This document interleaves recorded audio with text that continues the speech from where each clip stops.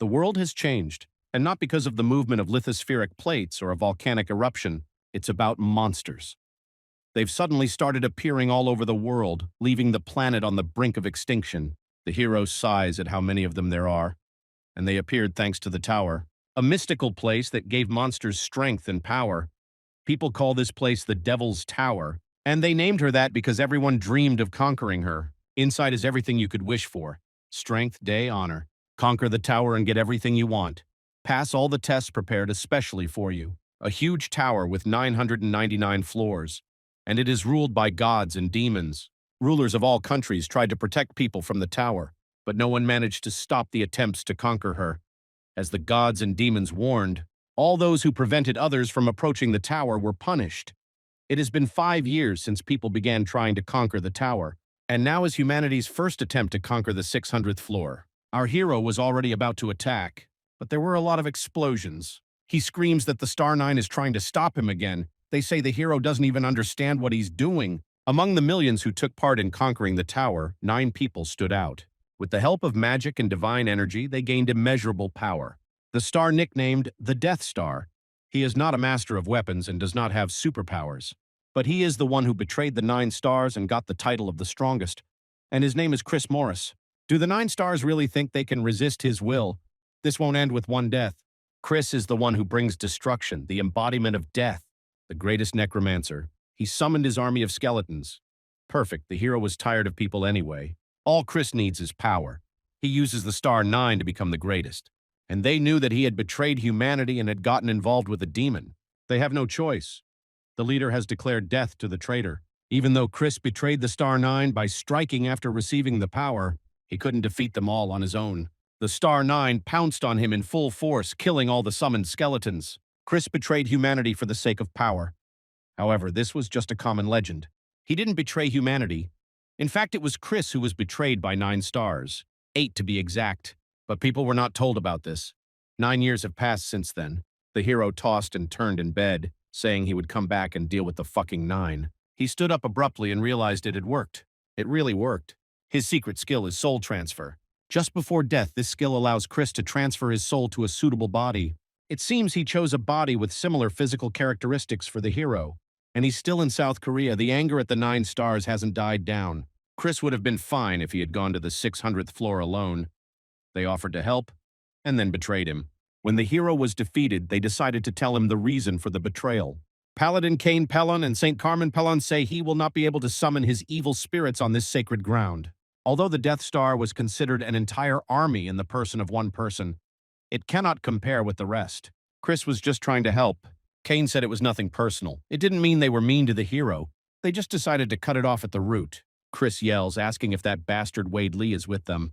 The hero's friend, the battle star of the 9, Wade Lee, he decided not to participate in the cleansing of the 600th floor. The 9 simply didn't tell because they were afraid he would help Chris. The pathetic bastards caught him. His vision is blurry. The hero has lost too much blood. Okay, that's his miscalculation. For them, he'll die once. But don't let the 9 think that this is the end.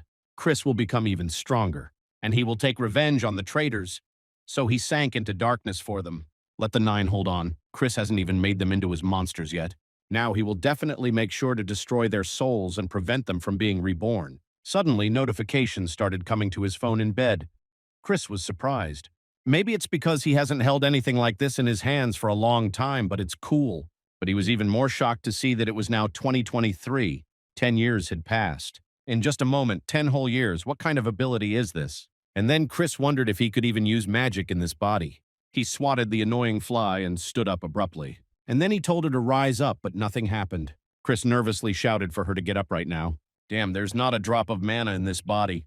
Does this mean that the hero must conquer the tower with no abilities at all? Wait, if 10 years have passed, then the Star 9 have already managed to reach the top. Chris read on the internet that Wade Lee had reached the 800th floor. Come on, those bastards only managed to advance 200 floors in 10 years. This is Chris's chance. While they're wasting their time, he can rise up and get his revenge. The hero grabbed his sweater and ran. It was useless to train outside the tower. We need to go now. Chris may have a newbie body, but his Death Star knowledge is still there. He uses all his knowledge and techniques to become stronger as quickly as possible. Just wait, Star 9, Chris will definitely take revenge. The hero reached the entrance to the tower in Seoul, where a crowd was already standing. People are excited about the idea of cleaning it up and becoming rich. A place that holds many stories, a tower. At last the hero has returned. He, Chris Morris, will make sure that everyone knows about him. At 13 o'clock, the entrance to the tower opened. People rushed like madmen. The time for revenge has finally come. The system welcomed the conqueror. This lasted for 15 years. Chris starts on the training floor. Damn training. It's the only floor with such a stupid difficulty level. It will take several days to reach the end of the path, which is full of traps. Everyone says that out of the 10 floors, this one is the stupidest. The goal is to reach the destination. The wounds will heal upon reaching it or returning to the starting point. Chris opened the stats window and sighed in horror. Among them, he saw gluttony and manu. These were not the characteristics he had before. I don't want to believe that the features and talent are different only because Chris changed his body. So he's going to make the most of this training. The hero rushed and the magic arrow trap was activated. Chris sees the arrows flying out. His secret skill hasn't gone anywhere. However, there were too many of them for training. Chris tried to dodge and run further, but the arrows still hit him. He decided to ignore it, but the arrows only increased. Many arrows pierced his body, but Chris had to run, ignoring the pain.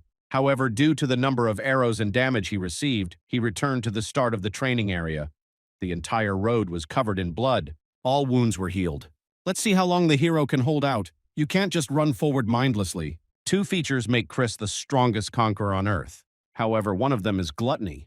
Thanks to this feature, you can absorb everything dead and appropriate it. The blood Chris spills has no life-giving power, and the experience gained from spilling will all go to him. Stats increased by 1. To get rid of side effects, you don't have to dig into the settings. The hero will need a week to complete his training and become a great conqueror. But Chris will take all the arrows and continue. This way, he will increase his stats with gluttony, and so on until all the points are used up. A month later, Chris finally made it to the finish line and completed the training. I had to wander back and forth all this time. The system wrote that several gods and demons were interested in him. Those sick bastards again, gods and demons, they were looking for someone like themselves. God is angry at Chris's arrogance. Pathetic sadists. None of them have revealed their god's name or their real name. They are probably using some tricks to make the hero your student. Chris has done a good job of training and does not need to be commanded. The demon seemed to be smiling. The ruler of evil asked the hero how he was doing. Baal again, that fucking stalker. The ruler of evil Baal. In a past life, he hunted Chris to make him his servant. Did he recognize him? It was Baal who gave the hero the ability to move his soul. Chris said that he used it. God and demon became interested. The hero says that they are attracted because of Baal. The ruler of evil asks for forgiveness, and the gods want to talk in private. Chris asks them all to shut up. They are so annoying. They are wondering which one of them he will choose.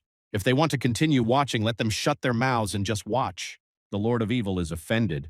If Chris chooses someone, it will definitely not be Baal. Don't even dream about it. The hero absorbed the last drops of blood and decided to look at the reward for training. Chris gained immunity to blood loss, pain, amnesia, insight, and patience. Not bad. It wasn't that easy to strengthen mana on this floor. Chris's talent is mana, so he can increase it even though it doesn't normally increase. Thanks to progress, the second feature is unlocked.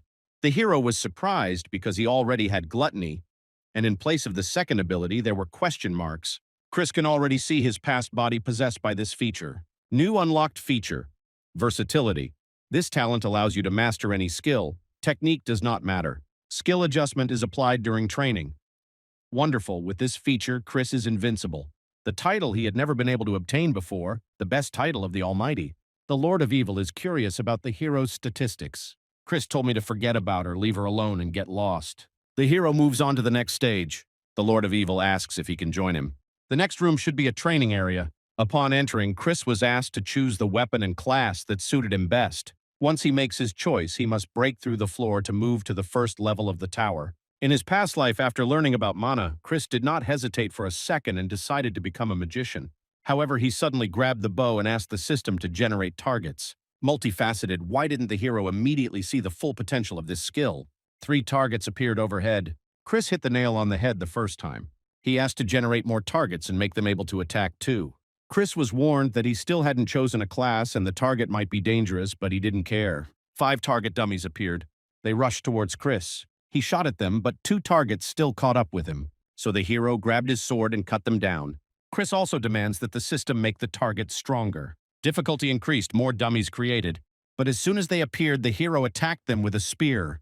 However, there were still several long-range attack targets behind. These are the strongest dummies that can be presented at this level. Chris just laughed. In that case, he'd have to go back to the idea of becoming a magician. Our hero is faster than the targets, so he instantly destroyed them with magic arrows. Excellent. I wonder what else multifacetedness can show.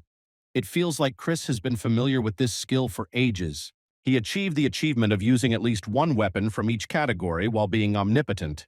The multi-class reward is unlocked. Chris has been offered to choose it as his class, but he won't be able to choose it when he leaves the room. No, even though it's a multi-class, Chris can't lose his main advantage. Can't make it a main class. Then the hero said he was choosing multi-class as a subclass. However, this is impossible. Chris asked why. Subclasses will only be available after the 100th floor. Damn, the hero forgot about that. If Chris doesn't choose a class, he won't be able to log out. He thought he could use achievement points. The hero asked if it was possible to use achievement points to unlock a subclass. The system was confused. It is unclear how a newbie knows about this. The currency that can be obtained through achievements is achievement points. Players can use points to make changes to the system.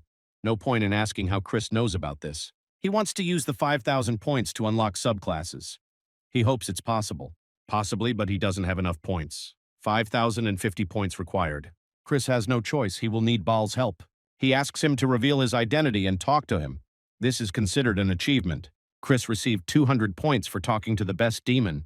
Baal asks if he did a good job. The hero begs him not to do it again. The evil ruler is hurt by this reaction. However, Chris wants to use the points to unlock subclasses. So his new subclass is a multiclass. The hero will be transported to the first level of the tower after the training room is destroyed. Well, it seems it's time for revenge. Magic enveloped the training room and Chris was transported to the first floor, the forests of Corolla. Players are in a panic. They don't know how they'll get to the top of the tower if the first level is already so difficult. They were attacked by an armed kobold. And then Chris arrived on the floor. The monsters would be his first prey. With one blow, he pinned the kobold to the ground. The remaining two monsters looked at him with fury. I wonder how much Chris would get if he ate them all. The boys are impressed. Just think, our hero defeated the kobold with one blow. They think he's a magician, but Chris defeats the monster with one kick. The guys have no idea who he is, but they offer to fight together. If they join forces, but then Chris just dryly told me to fuck off. If the guy touches even one kobold, he will die. The boys got scared and quickly ran away. It looks like the kobolds want to avenge their comrade. They started running towards Chris, but he killed one on the spot with his magic staff. The second one changed his mind about attacking and decided to run away. Does he really think the hero will let him? The kobold was hit in the back by a magic arrow. The system had just greeted us on the first floor. It was too late. Chris was already fighting. And now he's busy robbing. To move to the next floor, he needs to kill 7 more kobolds. A piece of cake. Chris can beat at least 100. Since he's already started, it would be nice to get the fighter achievement. If you kill a monster 1,000 times, you can get this achievement. In the past, Chris beat everyone to get all the achievements. He thought it was time for a snack. Through gluttony, the hero consumed the corpses of monsters. Chris sees the memories of this kobold. Takes over his power. Now the hero can understand the language of kobolds. Chris's stats have increased to those of the 10th floor. Wait, class adjustment? He's multi-class, so he gets the benefits of every class.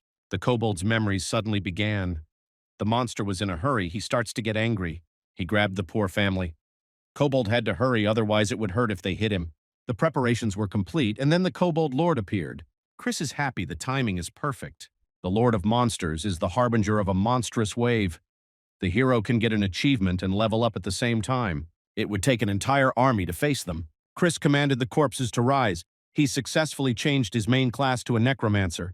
The hero is all-powerful, so he has memories of his past life. Changing class is very easy. But that's not enough. There's still a hidden classroom, so Chris needs to go to the first floor. Several more kobolds emerged from the forest. Okay, the hero ordered his soldiers to kill everyone in their path. Thus, Chris defeated 10 monsters. He went further and finally found the right place. A hut. The hero looked inside. Fortunately, no one had touched this place. Chris told the skeletons to wait outside. I kicked the floor and a passage appeared downwards. Hidden classroom on the first floor. Necromancer. High class that allows you to absorb souls. Spiritual master. And the very first spiritual master is in the coffin of class change. Chris opened the lid and Vulcan took off sharply. The master asked if our hero was his descendant. Long time no see. Chris doesn't seem surprised at all. Vulcan tried so hard to scare him, it was even awkward now. Chris asked why a necromancer would be surprised at the sight of a skeleton. The hero has already read his journal. There is nothing to be surprised about anymore. The secret item, Vulcan's Spiritual Master's Journal. Of course, Chris didn't read it in this life. When he changed his class to a mage and lost all his items, he found the journal and returned to the first floor. And when Chris became a spiritual master, he failed to make Vulcan rise up. And our hero is liked by the spiritual master.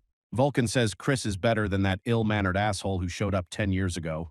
What a bastard. Maybe I should finish him off. No, better change class first. Chris says he'd like to change classes quickly. Vulcan apologizes, but the hero first needs to get to the 10th floor. The spiritual master class is higher than even the necromancer. First, you need to change your class again in the class change tower on the 10th floor and only then come. The hero replied that he was already a necromancer and showed the information. Vulcan is delighted with such talent.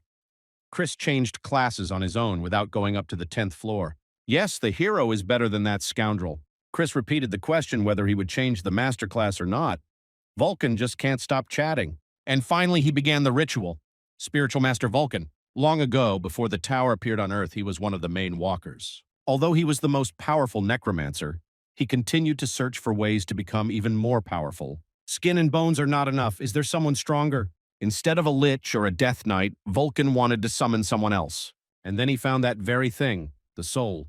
Vulcan will call upon the souls of the dead and then be able to create one who will surpass all. Eventually, he succeeded in creating a new class, Spiritual Master. But his old body had exhausted all its strength, and the Spiritual Master class was on the verge of extinction. So Vulcan chose his final path. Use necromancy on oneself, hoping that descendants will honor him. In order for Vulcan to find a walker to follow in his footsteps, he became half NPC. Finally, Chris got a new class. The scoundrel Vulcan mentioned was the second, and our hero will be the third spiritual master. He says to use the soul vessel to catch souls. Yeah, thanks, Chris already has one. The hero's first victim will be Vulcan. The hero has already completed all the preparations. He will not fail twice. Vulcan congratulated his descendant, and now tells him to conquer the tower and glorify his name. That's exactly it. Chris tells him to do it himself. Vulcan shouts that he forgot about the promise written in the journal. It's a bad habit to pass on your work to others. Chris will fix that for free. The hero approached and began collecting the soul. But does he really think that Vulcan will allow his soul to be taken? He knows this well from his past descendant, so he just laughed and dodged. However, Vulcan, trying to leave, ran into an invisible wall. He found himself sealed by magic. Chris asked for an opinion, quite convenient. Using the magic wall, a low-class spell, he created a personal prison for Vulcan. The skeleton screams that Chris won't get away with this. He'll break this simple spell in an instant.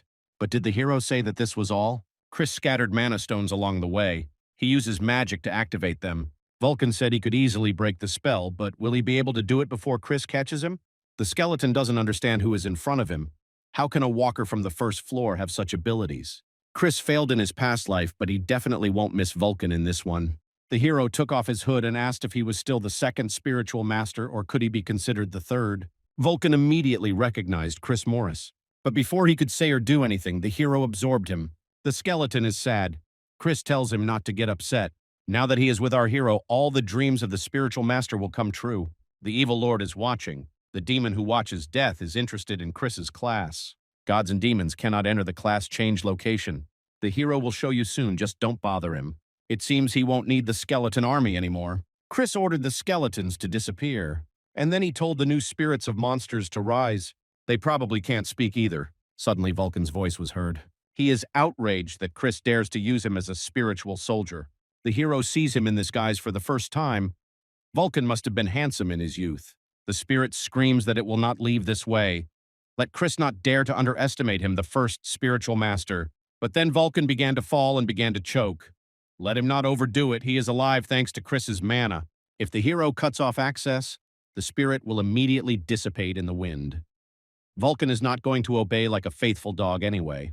However, he has no choice. What Vulcan did to those who refused to obey him. Yes, he turned their souls into a ball and swallowed them. Vulcan hasn't forgotten Chris's specialty. He can't believe the hero still has that crazy skill, gluttony. If Vulcan does not obey, the hero will simply absorb him. Okay, he asked what Chris was going to do now. Didn't he figure it out yet? The hero pointed to the castle and said that they needed to get rid of that bastard, the kobold lord. Chris entered the palace grounds and the guards immediately raised their weapons. However, the hero's spirits quickly dealt with the obstacles. There were also armed monsters on the roof, 30 ghostly kobold soldiers. They are no match for Chris anymore, and anyway, he is not going to sit idly by. The hero demands to be brought to his master. So Chris was getting closer and closer to the lair of the conqueror. The kobold king told the servants to quickly prepare the offerings. The palace guards didn't have time to do anything. Chris was able to twist their heads off with his bare hands. Then he took out a dagger and made his way faster and faster to the lair, killing monsters along the way. Hidden class is great. Chris sensed an aura from the room where the kobold lord was located somewhere nearby. The Lord of Evil supports the hero by waving lightsabers. Chris doesn't need the support of an old man with hairy legs. He will win either way. The kobold lord immediately began the sacrifice. Until he, the demon who watches over death, is satisfied, one cannot stop. The victim was still alive, but the kobold lord demanded the next one. The servants dragged the girl in. The kobold lord grabbed her, examined her, and said that she would be better than an ordinary human. But suddenly someone shot him in the arm. Our hero was visible at the top of the room. Chris asked what they were doing here. Were they making a sacrifice? Well, it doesn't really matter. The kobolds are screwed anyway. Here comes the uninvited guest. And judging by the kobold lord, it's clear that he's the leader of the scum. The monster shouts that he is Callum, the king of the kobolds, and demands to be shown respect. However, he seems a bit arrogant for a first-floor monster. Let him make Chris do it. The girl doesn't know what's going on, but the kobold lord is distracted by this man. She realized that this was her chance, broke free from the clutches of the monsters, and began to run away. The kobold king asked the demon who watches over death to give him power. He threw a corpse bomb at her. The girl ran with all her might, but unfortunately she slipped and fell. She will not allow herself to die. And then Chris destroyed all the thorns with his fist. He just took her and beat her off. The girl started to thank him, but the hero told her to forget and just run away from here. However, Chris noticed her horns and realized that she was a goblin. Goblins are powerful creatures that live on the 100th floor.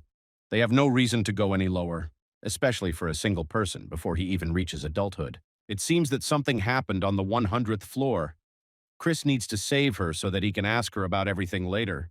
The kobold king is outraged. How dare he interfere with the sacrifice to the Almighty? Chris tells the girl to hide somewhere if she doesn't want to die. He won't stick up for her twice. Now the master tells him to try to repel this blow. A fresh corpse will be even more powerful. Several bombs were fired at Chris at the same time, but they all exploded prematurely. The monster is slow and has too little control over mana. Chris punched him in the face. It's a shock that a walker from the first floor has such strength. Chris asks why the king is hesitating. They just started. And then the monster screamed at the top of his voice to the demon watching death to save him right now. A river of blood filled the entire room and a huge bloody golem appeared from it. How did the kobold king manage to summon such a high-level creature? The golem grabbed Chris and slammed him into the ground.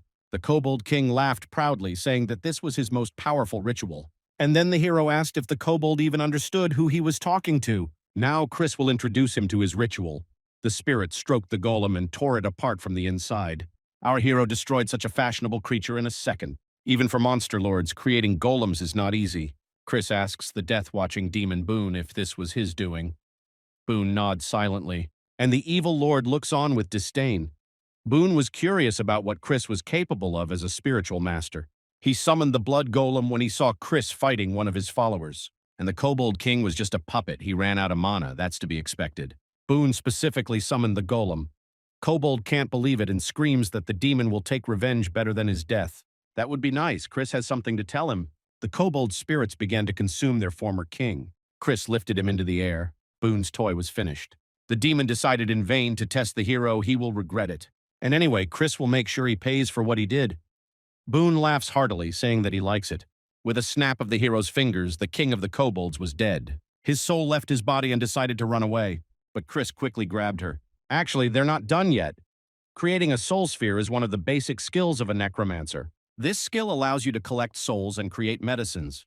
While Chris is finally getting his fill, he's swallowed the soul of the kobold king. However, it wasn't as cool as he expected. It would be useless once the hero reached the 50th floor. At that moment, the goblin girl thanked him and introduced herself. Her name is Leah. Chris says not to worry. He just came to sort things out with the kobold lord, but he still needs to thank him. The hero asked Leah what she would do if he turned out to be a bad guy. He could kill her and sell her. The girl replied that in that case, measures would have to be taken, a typical goblin.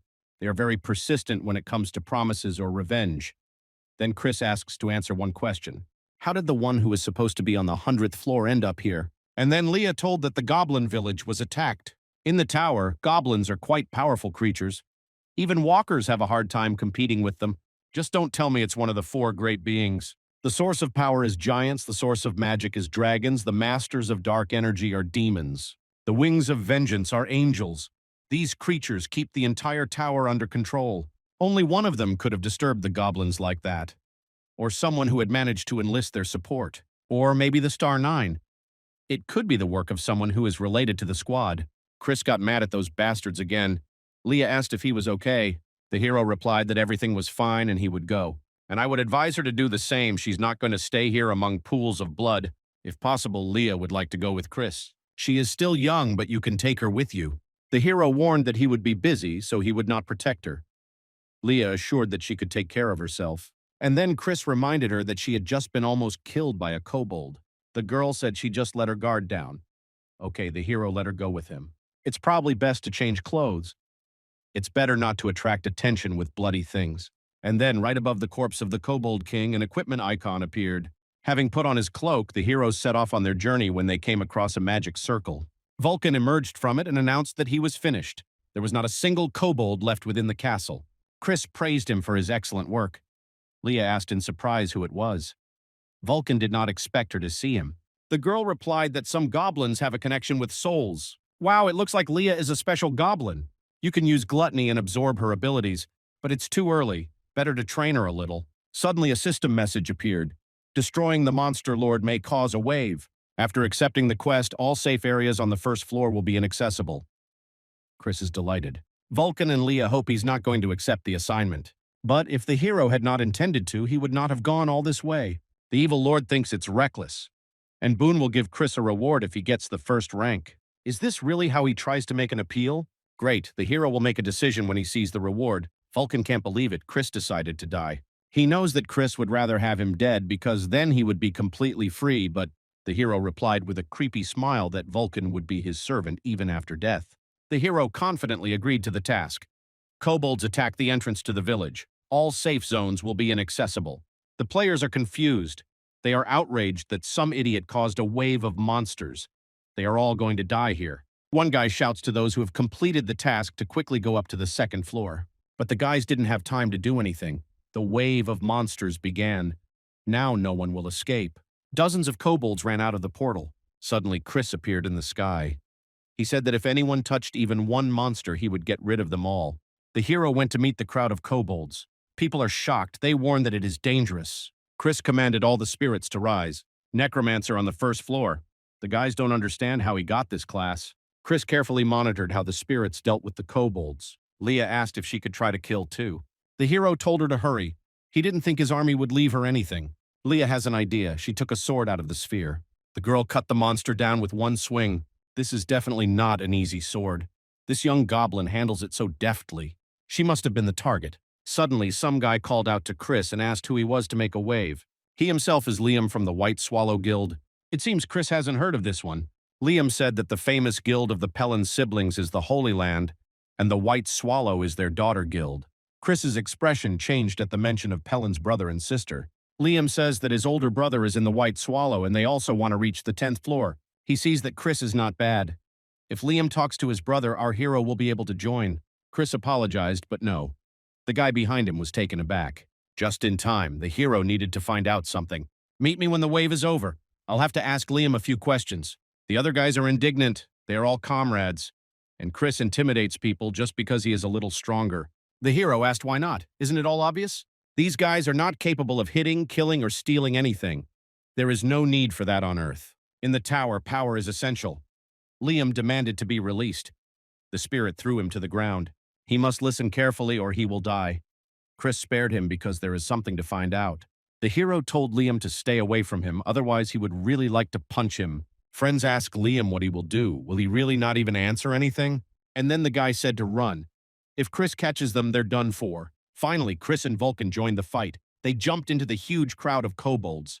The monsters surrounded them. Chris gave orders. He would fight back and Vulcan would watch. They summoned an army of skeletons that bit into the kobolds' necks. Chris tells Vulcan to turn all monsters into skeletons. Now you can play. The hero went into close combat with his sword. Leah didn't waste any time either. She dealt skillfully with the kobolds, but there were too many of them. She didn't manage to keep track of everything. One of the monsters jumped and wounded her from behind. However, compared to what Leah had to endure when her home village burned, this is nothing. She began to kill the kobolds with even greater fury. After some time, she became exhausted and fell down from exhaustion, and behind her she could hear explosions, roars, and sword swings. It's amazing that Chris is only on the first floor and already with such force. Lip needs to stay close to rise higher so she can avenge the village. A kobold would have pounced on her at any moment, but Vulcan quickly backed her up. He asked if she was okay. Leah somehow got up and replied that she could handle it herself. This child is full of determination. Vulcan wonders what she had to go through. Suddenly, the goblin asked why he helped her. When Leah was running from the 100th floor, no one even tried to help her. She could only be glad that no one hurt her. She asked if Vulcan was helping her for profit, but he didn't know. Spirits must obey the orders of the spiritual master. This is their only task. So that's Chris's order. He told Vulcan to make sure that Leah didn't die and got her way. Vulcan will go. If he doesn't help, the owner will start scolding him for idleness. Chris is the only one in this tower who helped Leah. She will definitely pay for this. The girl put on a mask of rage. Leah cut down the kobolds one by one. Now looking at her, everything became clear to Chris. Those who attacked the village were looking for her and this sword. It's best to keep this a secret. If Leah finds out she caused the village's destruction, the system wrote that there was 1 minute left until the end of the wave. Vulcan screamed that the wave gate was shrinking and the last kobold emerged. Chris finished him off with a precise throw of his dagger. The gate closed and the system congratulated the hero on his successful completion. Well, of course, no one doubted that Chris could handle it. Vulcan says he really is a monster. Leah is glad it's finally over. Chris asked if she was okay. She shouldn't use that skill when she was running low. The system announced a reward for the first, second, and third contribution. Perfect, Chris demands to see the reward quickly. More than 2,500 enemies were killed. The hero received the achievement Kobold Killer. All characteristics increased by 500 achievement points received. The characteristics have been especially improved, and achievement points will go to all characteristics. If Chris masters various skills through multiclassing and gluttony, the stats will increase infinitely. He can't wait. During the wave, the hero showed himself the best. In second place is Leah, and Vulcan is the third. He asked in surprise why him. On the contrary, it's good that he is too. Chris said to give the reward to him. Well, anyway, the spiritual soldier doesn't need it. Leah asked to take her reward as well as a symbol of their future together. Chris was suspicious of this. He apologized, but he had been betrayed before. The hero said that she could go with him, but he didn't trust her. And the reward for second place in the wave is too great to take it without a drop of regret. Chris doesn't want to face betrayal again. Leah must prove that she can be trusted. Otherwise, we'll have to go our separate ways. Then she suggested that he take the goblin mask too. Vulcan was outraged that Leah wanted to give her mask to a stranger. This couldn't happen. The mask contains all the power of the goblin. They give it only to their one partner. Chris asked why Leah decided to give it to him. She replied that it was gratitude for him saving her twice and proof that she would never betray him. But this mask is much more expensive. It seems there is another reason. And then Leah took a deep breath and said the word revenge. She didn't go into detail, but her village was burned. Leah tried to find survivors, but she never found anyone. She must be the last goblin. Since Leah is the only survivor, she must avenge the king's death. So she asked Chris to let her stay with them. Revenge, he is so similar to her. The hero took her items, saying that if she betrayed him, it would be the end for her. He doesn't care about this mask, so she shouldn't make too much of it. Leah is happy and excited, even calling Chris brother. Okay, he can call him whatever he wants. The rewards were a mana ring and a mana earring, and also a necklace of mana. All items reduce mana absorption. Vulcan grinned, saying they were good. Leah was surprised because it was just mana, the spiritual master explained. This is perfect for necromancers who use mana to create an army. With these items, Chris will be able to increase the quantity and quality of soldiers by 45%. The hero asked how much longer Boone would remain silent. Did he really think Chris had forgotten about his promise? Boone suggests going to another place. The settlement is empty. The heroes found some pub. People probably either fled into the forest or to the second floor. The place wasn't bad, so Chris started to urge Boone on, and then a ring appeared in front of him. It seems that luck is on the hero's side today. But then Chris, looking at the ring, noticed something. Leah and Vulcan can't wait to find out what's there. It turns out that this ring has demonic energy. At first, Vulcan thought Chris was joking. Demonic energy is the privilege of demons. Power that can be used as a mana resource. The ring allows the use of demonic energy. Usually, to get demonic energy, you need to become a slave of the devil. Then it will gradually begin to pass into the body. With just one such ring, the power increases incredibly. Demonic energy increased by 10. The demon watching over death offers a handshake. Great, for such a thing, Chris can forget about Boone's jokes. It seems the hero is ready to conquer the tower. Vulcan and Leah congratulate him. Baal gets angry, offers a handshake. He can also give something if he wants a handshake. Vulcan says Chris is definitely out of his mind if he wants to rob a demon. Baal is worried, looks through the closet, drawers, under the bed. The Lord of Evil thought and said that he would create a mission. Vulcan shouts that the mission from the demon is a chance. Chris is also a little surprised. Well, he will accept Baal's mission. He mutters that this was not his intention. Chris says he doesn't have to create if he doesn't want to. Baal shakes his head. It's too late to change his mind. Quest from Baal, to become famous before reaching level 100. For completing it, he will grant you anything. With such a gift, Chris can handle anything. The price for the contract is a handshake with Baal, but the conditions are not so simple. If the mission fails, the hero will become an apostle of Baal. But Chris still can't pass up such a chance, so he accepts the task and shakes Baal's hand. Leah asks the hero what he will do, whether to go to the second floor. No, they need to catch that idiot Liam and get as much information as possible. Chris tells Vulcan that he needs to be found. The hero has just assigned a spiritual soldier to him. The idiot is already quite far away, but Chris is sure that he's still on the first floor. If only he had said so right away, Vulcan would have left immediately, saying that he would return soon. In the meantime, Chris suggested that Leah talk on the way. He wants to know more about this mask. Simply put, this mask allows you to use goblin abilities. Leah about supernatural powers and spells. Personally, she can use not only supernatural powers, but also providence, allowing her to predict the future. Sad to hear. It would be great if Leah's abilities could help on the battlefield. Chris asked what she was staring at. Nothing, he's just weird. People from all over the world have traveled a long way to find that. Who possesses such abilities? They turned to the elders with a request to convey the gift of foresight. Many of them were worried about the future and tried to do everything possible to change their destiny. Chris asked if there was any point in running away from fate. If something is bothering you, you can just get rid of it. Then Leah thinks that her ability will suit him very well. Her skill is combat foresight. This ability is ideal on the battlefield. Leah will be quite useful. Chris suddenly hugged her tightly. How glad he is that she exists. Sword star, bow star, great thief, divine spear. If it comes to a fight, Chris will even have a chance to win. Leah could only timidly say the word, thank you. The evil lord takes a photo and the nine-tailed fox bites her lip. Chris yells at Baal to stop following and get out. The hero began to apologize, but Leah calmed him down. She would be glad that she could help. Chris will make this mask justify itself and help Leah carry out her plan of revenge. The girl is very grateful. She hopes that everything will work out for them. Finally, Vulcan grabbed Liam and pinned him against a tree. His friends abandoned him and ran away. Now they will wait for Chris. The guy doesn't even imagine how hard it is for Vulcan to control himself so as not to kill. Chris finally arrived. Vulcan asked where he was. Liam couldn't calm down. He barely held him back. So the guy tried to escape. Then the hero drew his sword and stuck it right next to Liam's face. Chris will give him the sword back, but where should the hero stick it? Whether Chris puts it in his hands or stabs it in his stomach depends on how Liam answers the questions. The guy will tell you everything he knows about the White Swallow Guild. Liam told everything in a panic and was finally released. Vulcan asked if the hero would really let him go. Chris will destroy his guild anyway. But what about the guilds that are joined to the Holy Kingdom? Many small guilds probably work with them. There are many small guilds between the 10th and 200th floors. If Chris wants to crush them all, Vulcan says that would definitely get boring. But it could work in their favor. It's about Baal's quest.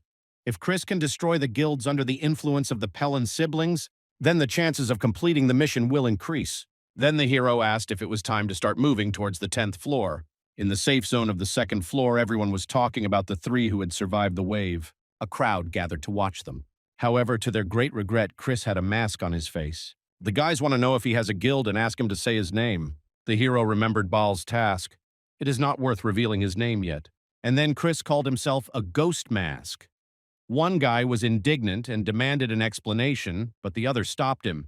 What if the ghost mask committed a crime before he got to the tower? He knows of many cases where people went to the tower to hide from justice. Many people in the tower hide their identities. Chris is sure he was able to attract their attention with the wave and the mask. He told Vulcan to move on, there was still much to do. And in one moment, Chris disappeared, heading to the second floor. The floor quest is to defeat 10 regular kobolds and 10 warrior kobolds. It seems like the heroes can handle anything. Chris told Vulcan to take on this task. He immediately realized that the monsters needed to be brought in alive. The hero also asked to take Leah with him if possible. Chris needs to experiment with demonic energy. Let Vulcan come back soon if you're interested. He demanded that the hero not use all his energy until he returned. Leah asked if it was possible to complete tasks like this. If she doesn't like it, she can go catch them herself. Chris doesn't force her. Amazing. The hero will be able to use demonic energy. Let's see what comes out of this. Demon energy belonging to one of the most powerful races. Here it is. Chris started testing it with the ring. Leah screamed that there was a kobold in the bushes. Great, they'll try out the new power on him. The hero threw a demonic sphere at the monster, and Leah already thought that the kobold had dodged it. But no, such a strong blow simply could not fail to cause damage. The monster's body began to literally fall apart. Demonic energy is a weapon with incredible power. Not everyone can withstand it. This is what happens to those who encounter her even once. The kobold turned into dark fragments. It's inevitable. Chris picked up his soul. If he makes her a spiritual soldier, she will become an incredible warrior.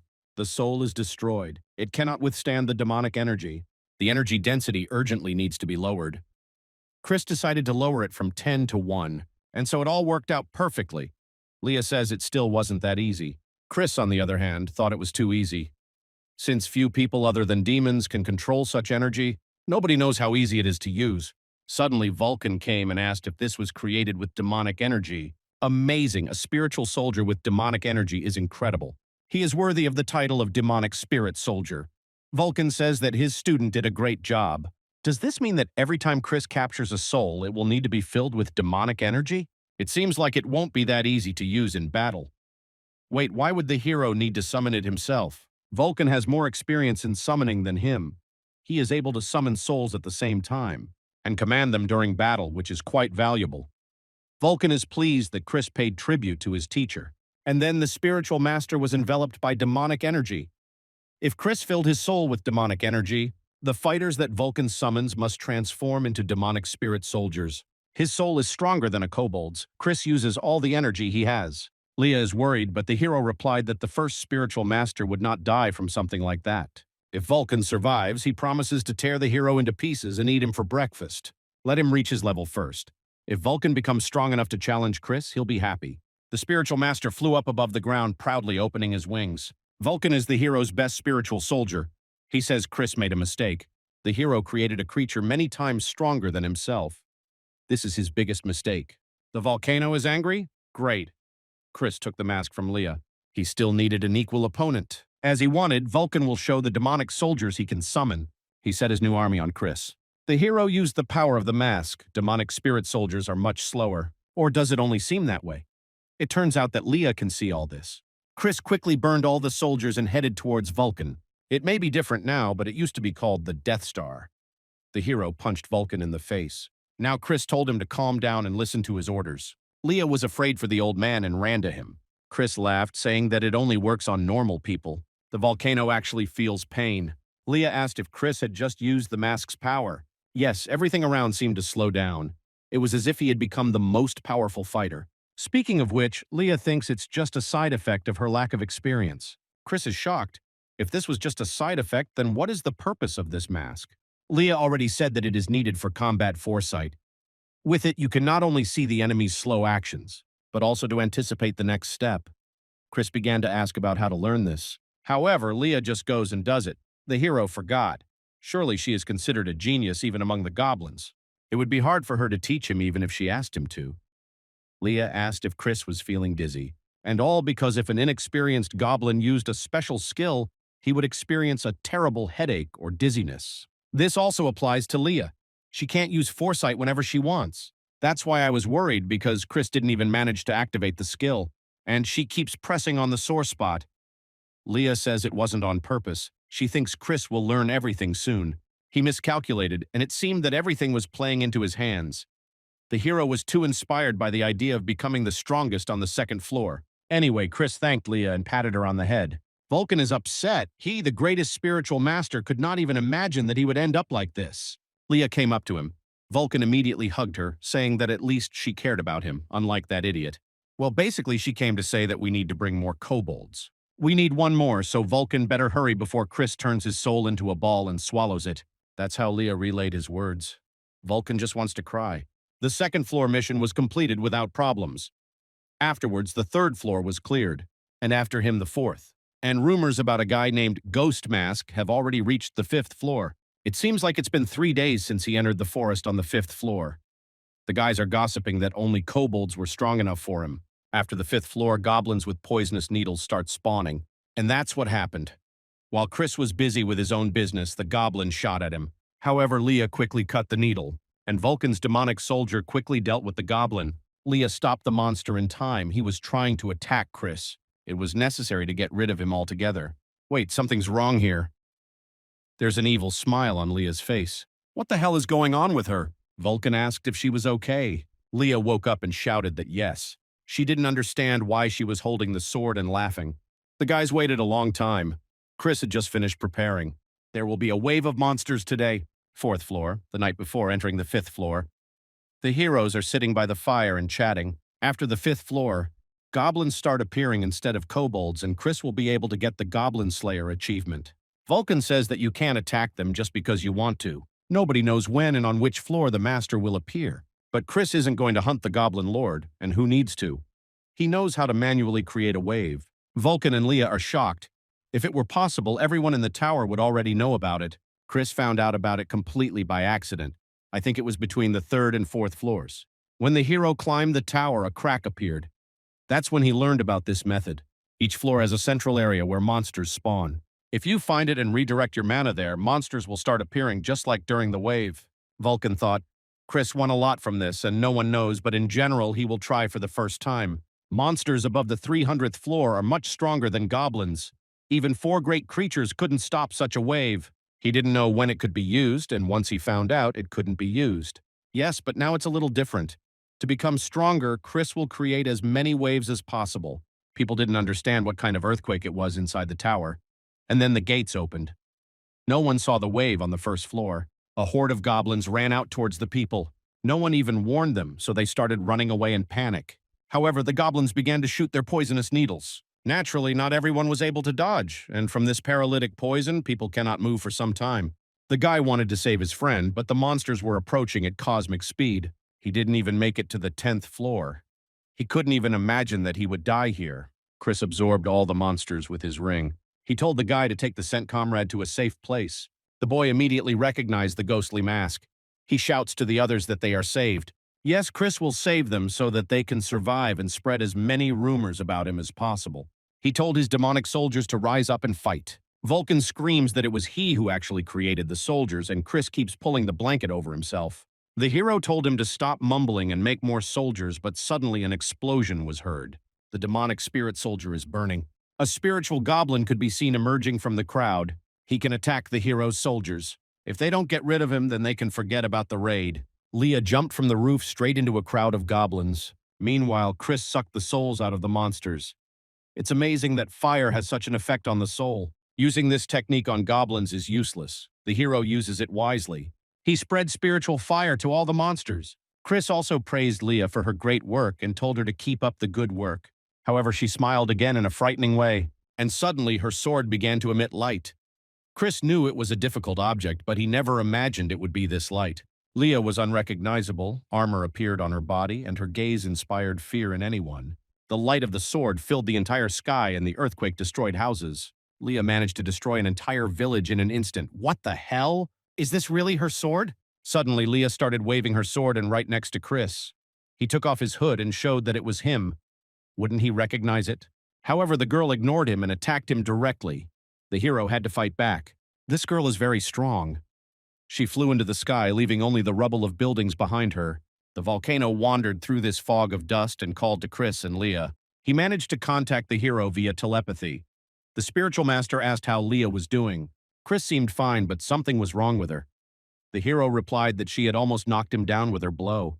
No matter how you look at it, it still looks like he's colliding with the goblin leader. As for the wave, most of the monsters are already dead. Chris asks Vulcan to take care of the rest, and he put on a mask. Now he needs to deal with Leah. Chris rushed towards her, simultaneously using combat foresight. The intuition he developed while climbing 599 floors tells him that this sword is dangerous. He'll cut him into pieces. There are no eternal friends or enemies in the tower. Leah has a sad story, of course, but she'll have to say goodbye.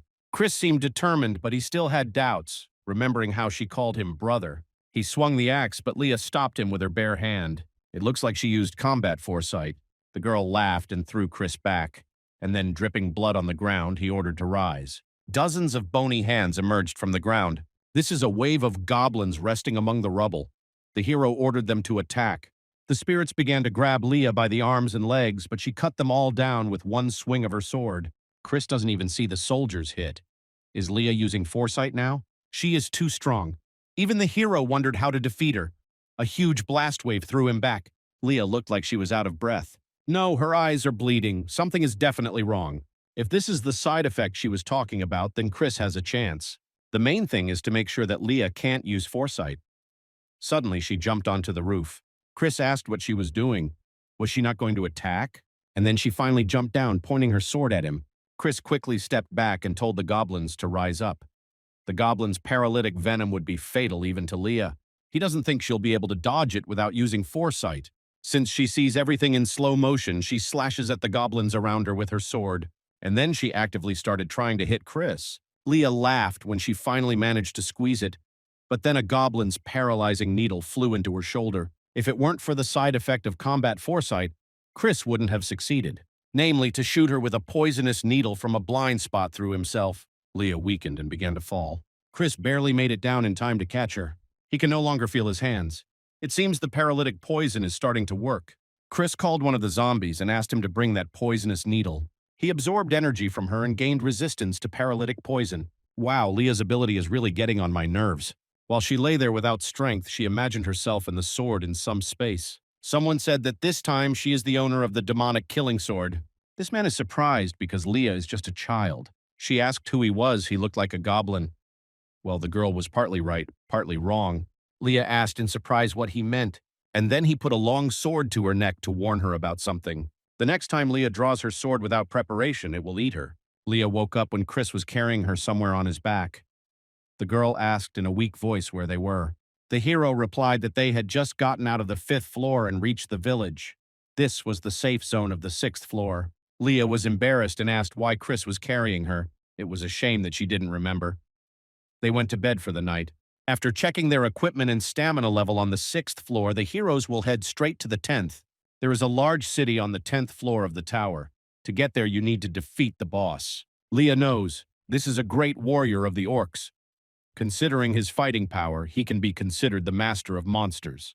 The girl suggested going as soon as they recover, but no. Now Leah will have to go her own way. She asked Chris, dumbfounded, what was he talking about? Was he really leaving her? The girl does not remember at all what happened on the 5th floor during the wave.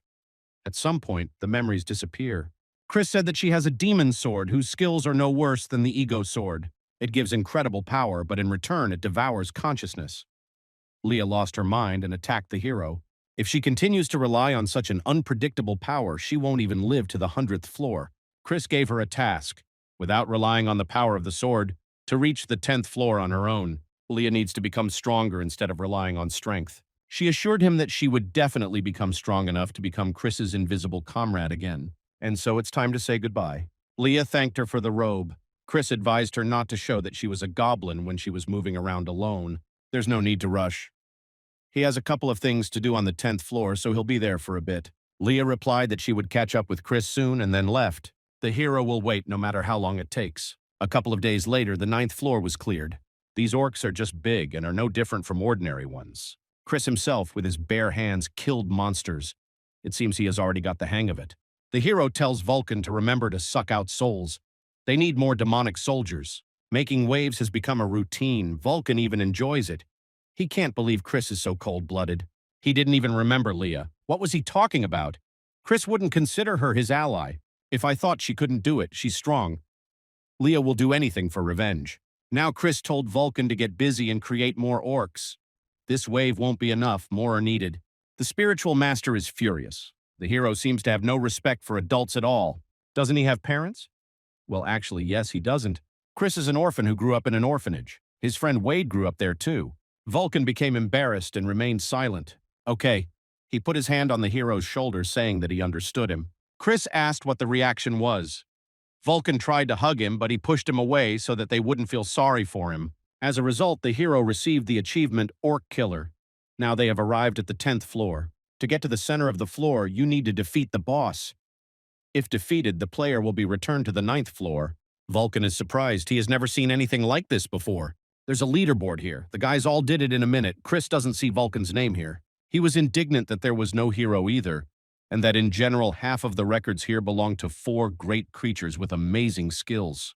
Then Chris asked why they didn't break the record. Vulcan grinned. Sounds great. So, preparations for the battle began. The boss fight will start in a minute. Looks pretty doable. Chris tells Vulcan to use the demon soldiers to stop the boss. The hero began to summon a magical spear. It will show the power of a multi-class. The spell is an element. The spear has acquired various spells such as Pierce, Agility, Critical Damage, and others. Chris will never forget this. The spell is demonic energy. There are only a few seconds left before the mission begins. The Great Orc has been summoned. Vulcan told her demonic soldiers to move forward, and Chris hit the boss with the spear of the god Odin. The monster is defeated in less than a second. This is an absolute record. The system asked the hero to enter his name, and he called himself Ghost Mask. The players were actively discussing the new record of the 10th floor. Leah perked up when she heard the Ghost Mask's name. She realized that she needed to work harder. Vulcan was happy that they had surpassed the great being's achievement. Even the greatest spiritual masters have a long way to go to achieve this. Chris suggested they go. They still had a lot of things to do on the 10th floor. They would wait for Leah. The auction is open. A certain man is very interested in the new celebrity, the Ghost Mask. The 10th floor is the first large city the walkers encounter. There is a portal to the ground there. People who abandoned the idea of reaching the top began to engage in trade and founded the largest city of the first 100 floors. Chris decided to sell the remaining items and buy a couple of potions. The ban on auctions is lifted, but the city market continues to thrive. There are people living normal lives here. Not everything can be bought at auction. Chris also registered for it. Merchants offer products from the Golden Lich, weapons from the Golden Lich's workshop, and also a rest in the Golden Lich's hotel. Vulcan asks who the Golden Lich is anyway. So he doesn't know. The Golden Lich Company is one of the best in the tower. It appeared several years ago. And the Golden Lich is the richest man in the tower. No one knows his real name. He owns an incredible amount of gold. They say that everything in the tower passes through him. Chris said he had some things to do. We need to find a sponsor. Vulcan asked which one. He's looking at it right now. These are all emblems belonging to the sponsor. Yes, Vulcan got it right. The Golden Lich will be Chris's sponsor. The heroes came to the company of the Golden Lich. Here you can find everything that can be bought for money. Weapons, items, potions, information. You can buy and sell anything in the company of the Golden Lich. Chris was given waiting ticket number 18. Halcyon is in charge of the 3rd counter. He asks how he can help. Chris wanted to buy something. The guy asked how he could address our hero. Chris took out a mask, saying that it should be clear. The guy's face changed, and he became very scared. Chris said to be quiet. He's wearing it for a reason. The hero told Halcyon to count the money. 3,000 gold coins. Chris earned all of that with the help of waves. The boy timidly asked what the Ghost Mask was going to buy with all this money. Chris answered briefly, a meeting with the Golden Lich. Halcyon decided that the guy in front of him had gone crazy. Could the ghostly mask outside the tower have been the culprit? Chris asked what was wrong. Halcyon said that you can buy anything here. The guy is sorry, but this deal is impossible. There are 2 reasons. First, Mr. Leach is busy. Chris asked about the second reason. This may sound rude, but he brought too little money. 3,000 gold is a considerable sum, but it is not worth the master's time. It turns out that it won't work out that way. Halcyon was about to ask Chris to leave the company, but he interrupted him. The hero asked how much he had to pay for a meeting with the manager. Vulcan says Chris is a terrible person. He asked some unknown employee to arrange a meeting with the head of the company. What did Halcyon do to him? Chris then asked if Vulcan had any other ideas on how to meet the Golden Lich. If there are any, the hero is ready to accept any comments. He and Vulcan went to the door and knocked. Chris said it was a ghost mask and they let him in. He opened the doors wide and a man stood before him. This is the manager of the 10th branch of the Golden Lich Company, the Puppeteer. He is glad to meet the newcomer. Chris is eager to meet Mr. Leach, but he doesn't seem to be here. The Puppeteer feels sorry, but for that kind of money. The hero interrupted him. Then he would suggest doing something else. Chris says to call the Golden Lich here. When he sees the hero, he himself will want to become his sponsor. The Puppeteer was taken aback. Some newbie still had the nerve to offer some deals. He had heard about the ghost mask. However, in any case, he shouldn't speak so casually about the master. Using the puppet ability, the puppeteer can pull strings and control people. He's sorry, but Chris will have to leave this place. Suddenly, the hero grabbed the strings and pulled them hard. He was ready to bet that the puppeteer had no less impudence. The manager is shocked. The hero removed his skill, which works even against walkers from the 18th floor. Okay, then the puppeteer will show you something else. He clasped his hands, and he and Chris found themselves in the water. The puppeteer was sure that the hero was seeing something like this for the first time, however. Chris immediately said that it was the sphere of the mind, an infinite sphere that separates the soul and mind from the body. How does a fighter on the 10th floor know about the sphere of the mind? Then the puppeteer thinks the guy knows that the laws of reality do not apply here. This is a dimension where you need to use experience and soul power to fight. If Chris can defeat him, the puppeteer will try to arrange a meeting with the Golden Lich. The threads tied the hero's limbs, but since experience and strength of soul are needed here, a manager is not his opponent. It seems the puppeteer hasn't yet realized that this ability doesn't work against Chris. The hero has severed all the strings. The manager doesn't understand how he even knows about this ability. Chris has the mental prowess of a fighter above the 100th floor. Maybe even the 200th. Okay, the puppeteer admits that they are on the same level. And then the hero was surrounded by hundreds of puppets. This is a whole army. Experience plays the main role here.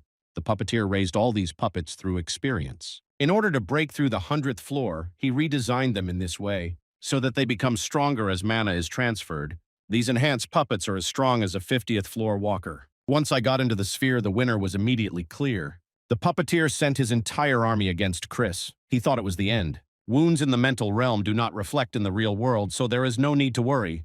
The puppeteer was about to leave when an explosion behind him scattered his puppets. It was the magic of Lich, the boss of the 100th floor. All the puppets were absorbed. It's not as easy as Chris thought. Even in the realm of the mind, it will take time to transform the dead. It seems the puppet army knows what a real army is. Now is the time to take a look. Chris ordered them all to rise up. Now that's what he calls a real army. As soon as they entered the sphere, the winner became immediately clear. Pathetic puppets, that's why they lost. Lich, Dullahan, and others whose names the puppeteer doesn't know. Are these really all the bosses of the upper floors? The manager screamed, asking who the hell Ghost Mask was, but he was about to be swallowed up by the spirits. Suddenly, everything became as before. The puppeteer did not understand when they managed to return. After all, he did not close the sphere. Surely Chris couldn't have taken control of the sphere. The hero told the manager to stop whining and get up because he shouldn't forget about the deal. The puppeteer must arrange a meeting with the Golden Lich. Chris gave him a letter, and he said to send it to the gentleman.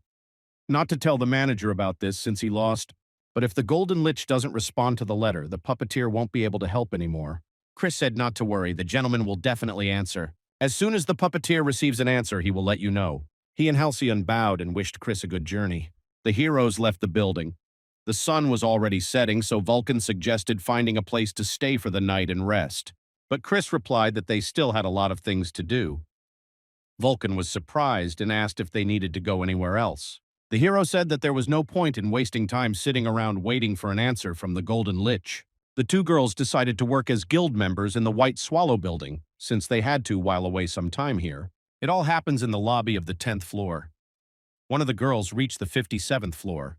The blonde thought she would get new gear when she broke her own record for the month. She is outraged and cannot understand why they are hanging around in the lobby on the 10th floor. After all, what kind of idiot would break into a guild building that is under the protection of the Holy Kingdoms? Suddenly, the doors swung open.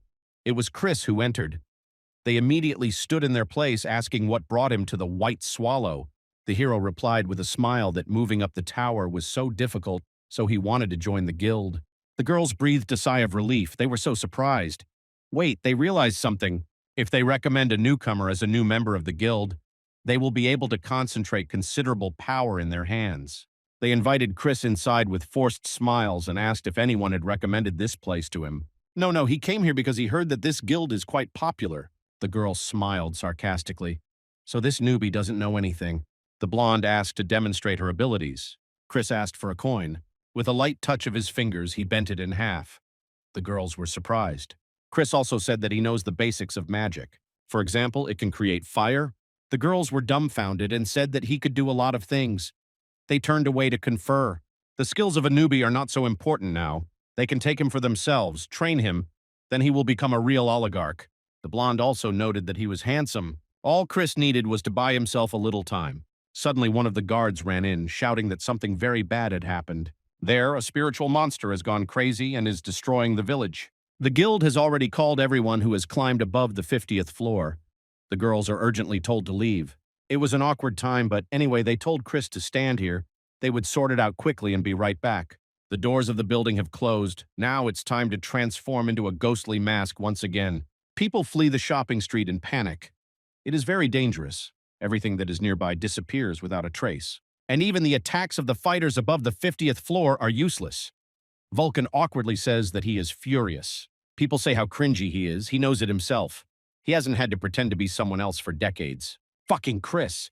He made the first spiritual master embarrass himself. Vulcan will never forgive him. At this time, the hero broke through further into the building, killing the guards. He still can't find the right office. One of the workers came out to the noise to find out what was going on. He screamed in horror when he saw the ghostly mask in front of him. Chris grabbed the guy by the neck and looked around. There are quite a few books in this room. It looks like it's here. The hero said he was looking for something. The White Swallow Guild is connected to the Holy Kingdom. Chris wants a list of the remaining guilds with their exact locations so he can find and destroy them. The guy, barely able to speak, asked if the hero was worried about his safety. After all, he already had 2 enemies in the Star 9. Chris thanked him for his concern, but perhaps the guy should worry about someone else. If he doesn't give the hero the necessary information right now, he will die. The guy pointed his weak hand at the table. Chris thanked him for not wasting his time. The hero abandoned the guy and immediately headed to the table with papers. Taking one of the lists, Chris saw the names of Pellin's brother and sister. So these are all the members of the guild. Wait, Kane and Carmen. They'll all be trampled by Chris sooner or later. He'll get rid of them all. And from the brother and sister first. Chris set fire to the office and then left. The Golden Lich received a report from the puppeteer on the 10th floor, which was quite surprising. As I picked up the folder, a letter fell out of it. It is strange that the letter was sent separately from the general report. After reading it, the Golden Lich was furious. How did the Ghost Mask know about this? Ben Hollio, the head of the White Swallow Guild, says it's probably a burn caused by someone unknown. The witnesses who tried to do something are dead. The person who wanted to register looks suspicious. Ben asks what the criminal looked like. The girls from the guild answer that he was a thin man. The blonde said that he had an upturned nose and was cute, but the brunette said the opposite. His nose was flat and ugly. They were outraged by each other's words. And then it dawned on the blonde. Maybe it was the magic of a hallucination. Vulcan returned to his place to Chris. The hero praised him for his work. He said with a grin that there were many rumors about a scary ghost. Vulcan asked about Chris. No one recognized him for sure. The hero answered that, of course. It may be cheap magic, but it works in these places. All the people who saw him remembered different faces. But for some reason, Chris was empty-handed. He had to find information about other guilds. Chris pointed to his head. It's enough to save everything in it. The conversation was interrupted by a sudden knock on the door. Vulcan thought Chris had ordered room service, but how could he? The boys got ready and quietly approached the door. Chris counted to 3 and opened it. After this, Vulcan instantly chained the man who knocked. Chris looked in and was surprised he saw this guy in the company of the Golden Lich. This is a scared Halcyon. He was sent by the puppeteer to convey that Mr. Golden Lich had arrived on the 10th floor of the branch. When Chris got there, he was met by an army of guards. He asked what was going on. The Golden Lich doesn't know how the hero knows the information in the letter, but it's commendable. Knowing the contents of the message, Chris still dared to appear before the Lich. He approached the hero, saying that he would have to pay dearly. No one in the tower should know the truth. Chris smiled under his mask. They hadn't seen each other for a long time. The Golden Lich told the servants to bring the hero to his office. The main thing is that he stays alive. The squad leader ordered everyone to line up. It was necessary to break Chris's attack at the very beginning. But before he could do anything, the hero hit him and pinned him to the ground. What kind of idiot would shout about his plans?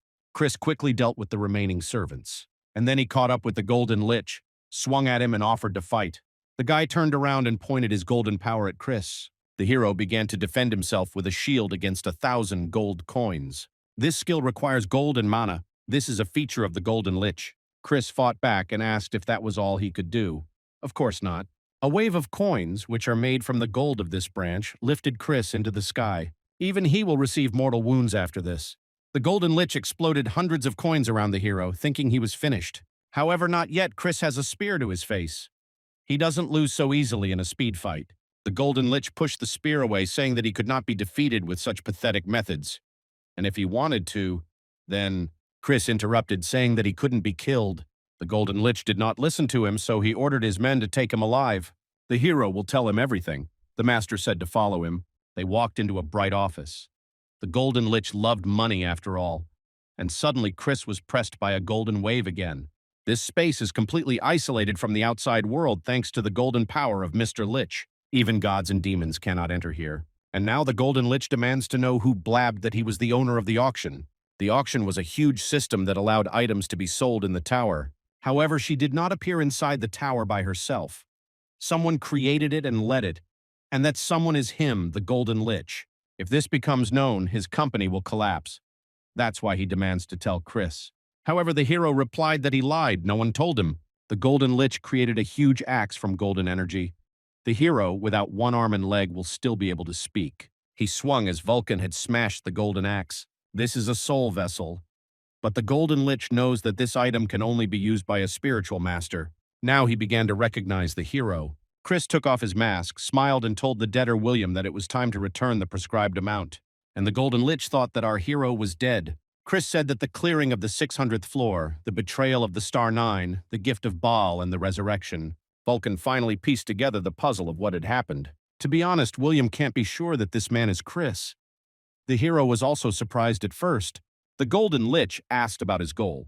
First, he had to spend William's company money. He will have to sign a sponsorship contract. Chris talks about the company as if it were his. The hero replied that it was just as good as his. William was just a traveling merchant, and it was Chris who sold him the trophy obtained on the high floor of the tower. Our hero is the founder of the Golden Lich Company and its largest shareholder. William is shocked by this impudence. It feels like he's actually talking to Chris. The hero says it's him. If this is called a contract, then he will have to give something to William too, since he really is Chris. The hero offered a conclusion. His conclusions after collecting all the information. Great, William will listen and pay. Chris said that the Star Nine had set him up on purpose. Or someone talked her into it. They are all pretty strong personalities and wouldn't listen to each other. There are only 4 places in the tower that he can control. William is shocked. Chris speaks of 4 great beings. They want to maintain the superiority of their race. If another race develops a special species that reaches a high floor of the tower, then they will no longer be the strongest. That's why they strive to reach the very top or remove those who are capable of it, and they will make those who join them rulers of the middle floors. But as Chris said, this is just speculation. At the moment, there are no victims other than him. The hero asked if William had heard about the They village on the 100th floor. Chris knows the only survivor from there. Her name is Leah, a young representative of the Oni tribe. Meanwhile, she trained without giving herself a minute's rest. But this is not enough to defeat him. Leah kept exceeding the boss fight time and couldn't get to the 10th floor. In order to meet her brother, she must become much stronger than she is now. That same spirit asks what Leah is muttering. She can use him after all. The girl wants to meet Chris as soon as possible. Let her trust the spirit and he will deal with the orcs in no time. No, Leah will not use the power of the dragon sword to kill, she promised Chris then. The girl herself must become stronger and asks not to interfere with her. It is strange to William that only a young girl and 1 sword were saved in that battle. A young child and a sword, so they were the target. Chris says that an entire race was killed for 1 girl. They tried to pluck the shoot. It can't be. William realizes that it could shake the entire foundation of the tower. But if this is true, then that's the end of everything. And Chris's goal is revenge. He will kill not only the Star Nine, but also the 4 great beings. And even the one who killed the Golden Lich's family. These words shocked William. He saw again the image of himself standing among the corpses of his relatives. He opened the space. Baal and Kumiho immediately wonder what the hero was talking about. Let them not spoil the atmosphere. Okay, William buys Chris's information. Excellent choice. Only the hero must prove it right here and now. The Golden Lich already half believed him. Chris asks if it's really necessary. William the merchant, trust is money. If you trust half, you will neither sell nor buy anything. How annoying. Chris called Baal. He asked the evil lord to act as his guarantor and offered a handshake. Baal is outraged. What kind of guarantee is this through 1 squeeze? If 3 times, he will think about it. Okay, Chris agreed what to do. Baal tells William that this is the one he is thinking of. He can rest assured. The Lord of Evil swears by the truth. The Golden Lich laughed. Now there's no escape. He will believe the hero. William extended his hand and told the ghostly mask that he was glad to meet him. Chris hoped that the day would come when they could call each other by their real names and shook hands with the Golden Lich. Well, the hero has his first request to the sponsor. If it can be bought with money, William will immediately get it for him. Chris needs every weapon in the tower, and extra. William asked why he needed a weapon. He was a spiritual master. Was he really going to start a war on the 10th floor? Chris showed his multi-class. Golden Lich is shocked that this is the name of the class. It means that the hero can do everything. The weapon he sees for the first time he will use as if he had been using it for many years. If this is true, then Chris is stronger now than he was in the past. Sure, he is weak now, but his potential is unmatched. In that case, it was William's job to unlock that potential. He immediately called the puppeteer. The guy came in asking if they were done. The Golden Lich said to buy all the weapons there are on the 10th floor. He also told the manager to add the names of other companies so that it wouldn't look suspicious. And he also handed over the card, asking to pack it as for a VIP. William and Chris waited in the office for a while, and the puppeteer finally returned. He brought everything they asked for. The hero asked how everything was if it was only one suit. Chris asked for a lot of things besides weapons. William assured him that everything was here. This garment is called the interdimensional cloak. Its lining is connected to the subspace. Any objects can be stored here. Temperature, size, and color can be changed depending on the user's wishes. Also, magic overlays for protection. And if you put accessories there, the effect will be activated automatically. This is a very rare item. There are only a few of them in the tower. William says to use it with care, but he will have to be careful to cover Chris's expenses. This guy named Liam came back from a raid with his friends. They thought they were going to die. We didn't get the achievement, but thanks to Liam's items, we stayed alive. But they spent everything on the 10th floor. The guy asks how they're going to climb the tower now. Liam says not to worry, there's a white swallow branch on the 10th floor. Once they get to his brother, they'll have the money. And that idiot from the first floor. Looks like he became a ghost mask. Liam is furious that he dared to threaten him. The Phantom Mask will pay. Liam tells his boys to move forward. It's time for their revenge. But when they approached the White Swallow Guild building, they discovered that it had burned down. The other guilds have disappeared to the 30th floor, and Liam's brother has lost contact. The friends don't know what to do now. It's already evening, and they have neither strength nor money. They can't reach the 30th floor. They ask Liam to at least say something because they trusted him and started all this. Besides the fact that his brother is in a good guild, he himself can't do anything special. What will they do now? Liam just wants these useless bastards to shut up. And what about them? They're no good. Without him, they wouldn't have even gotten to the 10th floor. Since that's how it turned out, we need to get rid of them. Suddenly, a small fox ran up to them. It seemed like something had happened to her because she was wheezing as she ran. Liam said that if she was looking for food, they didn't have any and she should get lost. But the fox only ran closer to him and began to breathe heavily. Liam was indignant and demanded that he leave him alone. And then he kicked her, calling her a stinking creature. Well, that's it. The poor animal is caught. Liam is already all stressed out. He started kicking the fox with all his might, taking out all his anger on her. Liam screams that he can't do anything. Everything is just confused. And there are only some stinking creatures around him. Suddenly, someone threw a sword, which finally cut off his leg. Chris started to approach, demanding that he stop. If the guy didn't stop, it would take longer to heal. Liam screams in pain, asking who the bastard is. The ghost mask replied that he was the owner of the fox that the guy was kicking. Earlier, Chris told Vulcan that they were going to the last place, the class change tower. They needed spiritual strength. Vulcan asked why, since the hero is already a spiritual master. Chris replied that his class is some kind of bug, which appeared from the memories of a past life. He does not yet have spiritual powers obtained through training. Of course, Vulcan didn't even think about it. At first, they planned to have a good rest with the Golden Lich's money. Suddenly, the system wrote that the nine-tailed fox senses something, and Bale said to look to the side. Chris came up and asked what the kumiho was worth. The nine-tailed fox was asking for help.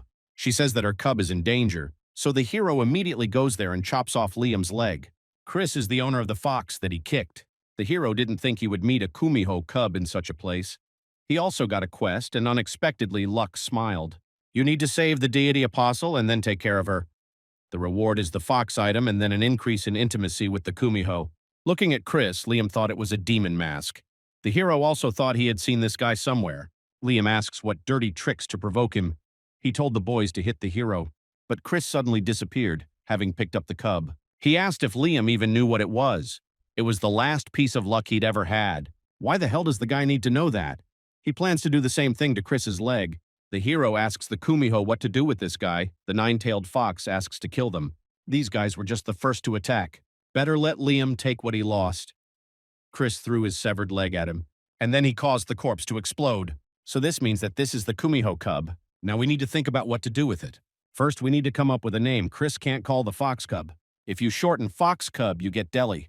Vulcan said that when she grows up, the first thing she will do is smash Chris's head, and Kumiho nodded in confirmation. Then the hero is open to ideas. Vulcan will show true mastery in coming up with names. Ho-Ran means to grow in light. He asked how about that name. Chris is silent. Vulcan asks to say so if he doesn't like something. The hero will simply call Lee Miho, or Miho for short. This is best. Does he really think that this picky fox will be satisfied with this? But the baby seems to like it. Part of the quest is completed. Chris saved the baby Kumiho, Miho, and gets a reward, and it was a fox mask. When using it, you can use the abilities of a fox. If the main owner of the mask becomes stronger, the mask's abilities will also become stronger. It looks like a mask of the Oni race. The fox's skills include various abilities. But the most important thing is charm. There is no better skill than to suppress the enemy without even touching him. The Gumiho reminds that the quest is not yet over and asks for the cub's health to be restored. To do this, you need to feed Miho 999 pieces of raw liver. If it should be raw and fresh, I'll have to hunt myself. Well, if you consider it the price for the mask, there's nothing you can do.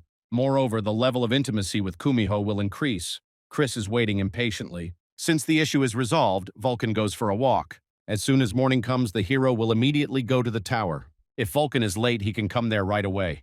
He nodded and flew away. Suddenly, Vulcan felt a fabulous difference between the energies. He managed to see a certain figure with horns and an ominous mana. He is definitely from the dragon race. And suddenly, this man said that he wanted to destroy all dragons without a trace. Vulcan is shocked. Dragons have such a love for their race that it borders on narcissism. They are very proud. But if he said so, it means he won't spare even his own. Oh shit, dragons are coming to the 10th floor soon. People whisper that this dragon has been standing there for several days in a row and muttering something incomprehensible under his breath. It's strange, it's been standing there for several days and the other dragons aren't doing anything to it. But why? Suddenly the dragon looked straight at Vulcan. Well, it looks like Manu felt it. The dragon recognized the demon with the bad acting. Vulcan was outraged by the word demon.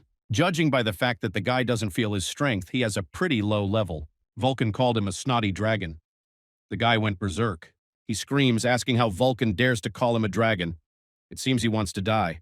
Meanwhile, Chris was already at the Tower of the Magicians in the vicinity of the 10th floor. It's strange, but Vulcan still hasn't returned. Where is he that he doesn't answer? Chris entered the tower, and it seemed to him that there was no one there. Suddenly, someone greeted him. A guy named Ken is in charge of the Mage Tower. Chris said there doesn't seem to be much to do there. Ken replied that few people possess the mana of the 10th floor. Only flies fly here. Chris wanted to use the necromancer's room and asked if it was possible. Ken said sure. But in order to prove that the hero has mana, it is necessary to fill the crystal ball in his hands with it. Just fill it with mana. You can consider it just using magic. Chris touched the ball and the whole room was filled with a purple aura. Ken is shocked that the one who reached the 10th floor had so much mana. And suddenly the crystal ball shattered in Chris's hands and the guy fell to the ground.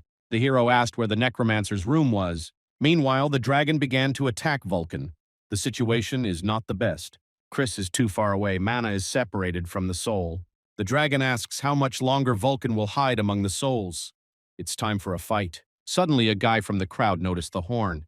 There is no doubt that he is from the dragon race. This enraged the guy even more, and the crowd began to quickly disperse.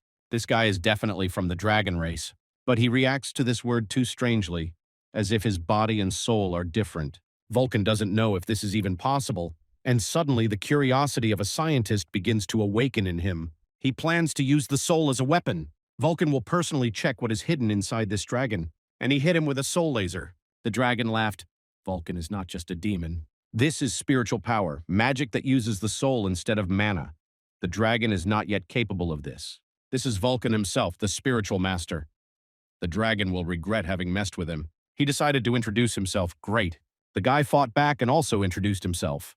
He is the Dragon Slayer Hendrik, and the one who will finish off Vulcan. Dragon Slayer. That's what they call someone who fought dragons. Damn, this guy has such a strong soul. But Vulcan doesn't understand what she's doing in the dragon's body. Hendrik used his signature dragon technique. He is too young, so Vulcan underestimated him. If this body contains the soul of someone who has risen to the 800th floor, then even Chris won't help here. Did Vulcan really think that Hendrik would keep getting hit? The hero tried to bind the dragon with a soul bond, but it cut everything with a full moon. However, a huge hand caused by the soul connection loomed over Hendrik. Phew, Vulcan was on the verge of collapse. He used all the energy and mana he temporarily received from Chris. He thinks Hendrik won't do anything for a while. This is Vulcan's chance, we must act. The dragon with difficulty repelled all attacks. Vulcan called his name. Excellent, Hendrik remembered. Next time he will personally cut it, he gives his word. There are so many rooms in the tower. Ken replied that the path of magic can be different. He wonders who our hero is. Chris only got to the 10th floor. Ken thinks he can't compare to him because he himself got to the 35th floor. The hero also noted that Ken seemed to be a good magician. He was not bad as a guide. The guy brought Chris to the necromancer's room. Chemicals, corpses, and even books. It's a necromancer's dream. If you need anything, Ken says to call and leaves. Then the hero suggested to start. Miho ran but stopped in front of someone. It was Vulcan who appeared. Chris asked what he had been doing all this time. The spiritual master said not to think about it, I just overdid it with the morning training. Looks like Chris is about to start. Yes, to use spiritual power like Vulcan. The hero told the warrior spirits to prepare everything. They brought books, drew a pentagram, lit candles. Vulcan took Miho in his arms and suggested that they move away. This could be Chris's last order, so he said to listen carefully. Vulcan must guard his body until he wakes up. The spirit master says to be careful. If he dies, Vulcan will take Chris's body for himself. So a spirit was summoned, which quickly began to break into the hero's body. Miho got scared and screamed. Vulcan began to calm the cub, saying that everything was going as it should. Spiritual power. This is the basic principle of necromancers, allowing them to use souls as mana. The fastest way to awaken spiritual powers within yourself is to accept the state of your soul. In other words, die. It seems Chris has entered the spirit world. The souls are screaming to give up his body, so it has begun. They chase after the bound flesh in the hope of coming to life again. The souls fight among themselves for Chris, and Old Man Vulcan is told to just continue to learn the truth. Now the hero's body is vulnerable, so Vulcan tells the warrior spirits to protect the master from ghosts. The kobolds grabbed them by the tails, and Vulcan began to fire a spiritual laser at them. Ken entered the room because of the strange sounds and was shocked. There was a real mess going on here. Vulcan realized that he was the manager and demanded help. Miho was hiding around the corner when she suddenly noticed one ghost that managed to hide behind Chris's back. He would have grabbed him at any moment because there was no protection here. Vulcan and Ken weren't scared. There was no one behind Chris. Let him pull himself together, otherwise they will take his body away. Miho ran up to them and her aura consumed the entire room. The ghosts are confused as to where the fox came from. And suddenly they froze in place, shouting how cute Miho was, especially her tail. The ghosts softened and fell to the ground, admiring the beautiful little animal. The spirit warriors of Vulcan were no exception, but he was shocked that Ken also fell for it. Vulcan tells him to come to his senses. It's an enchantment. Miho doesn't just control ghosts. His power enslaves even souls. After all, divine blood means a lot.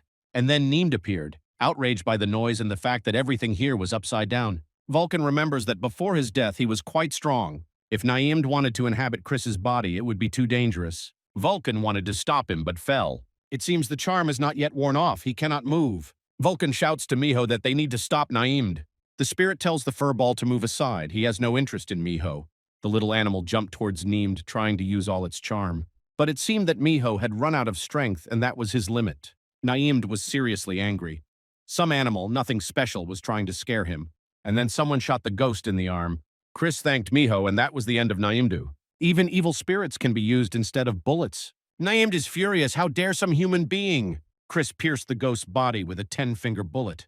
How simple and powerful, he gathered strength with his fingers and shoots. All that was left of the ghost was a hole in the wall. Well, the new power works well. The puppeteer is simply shocked. He asks what had to be done in the class change tower to reach such a level. It's too long to explain, Chris asked why the manager came here.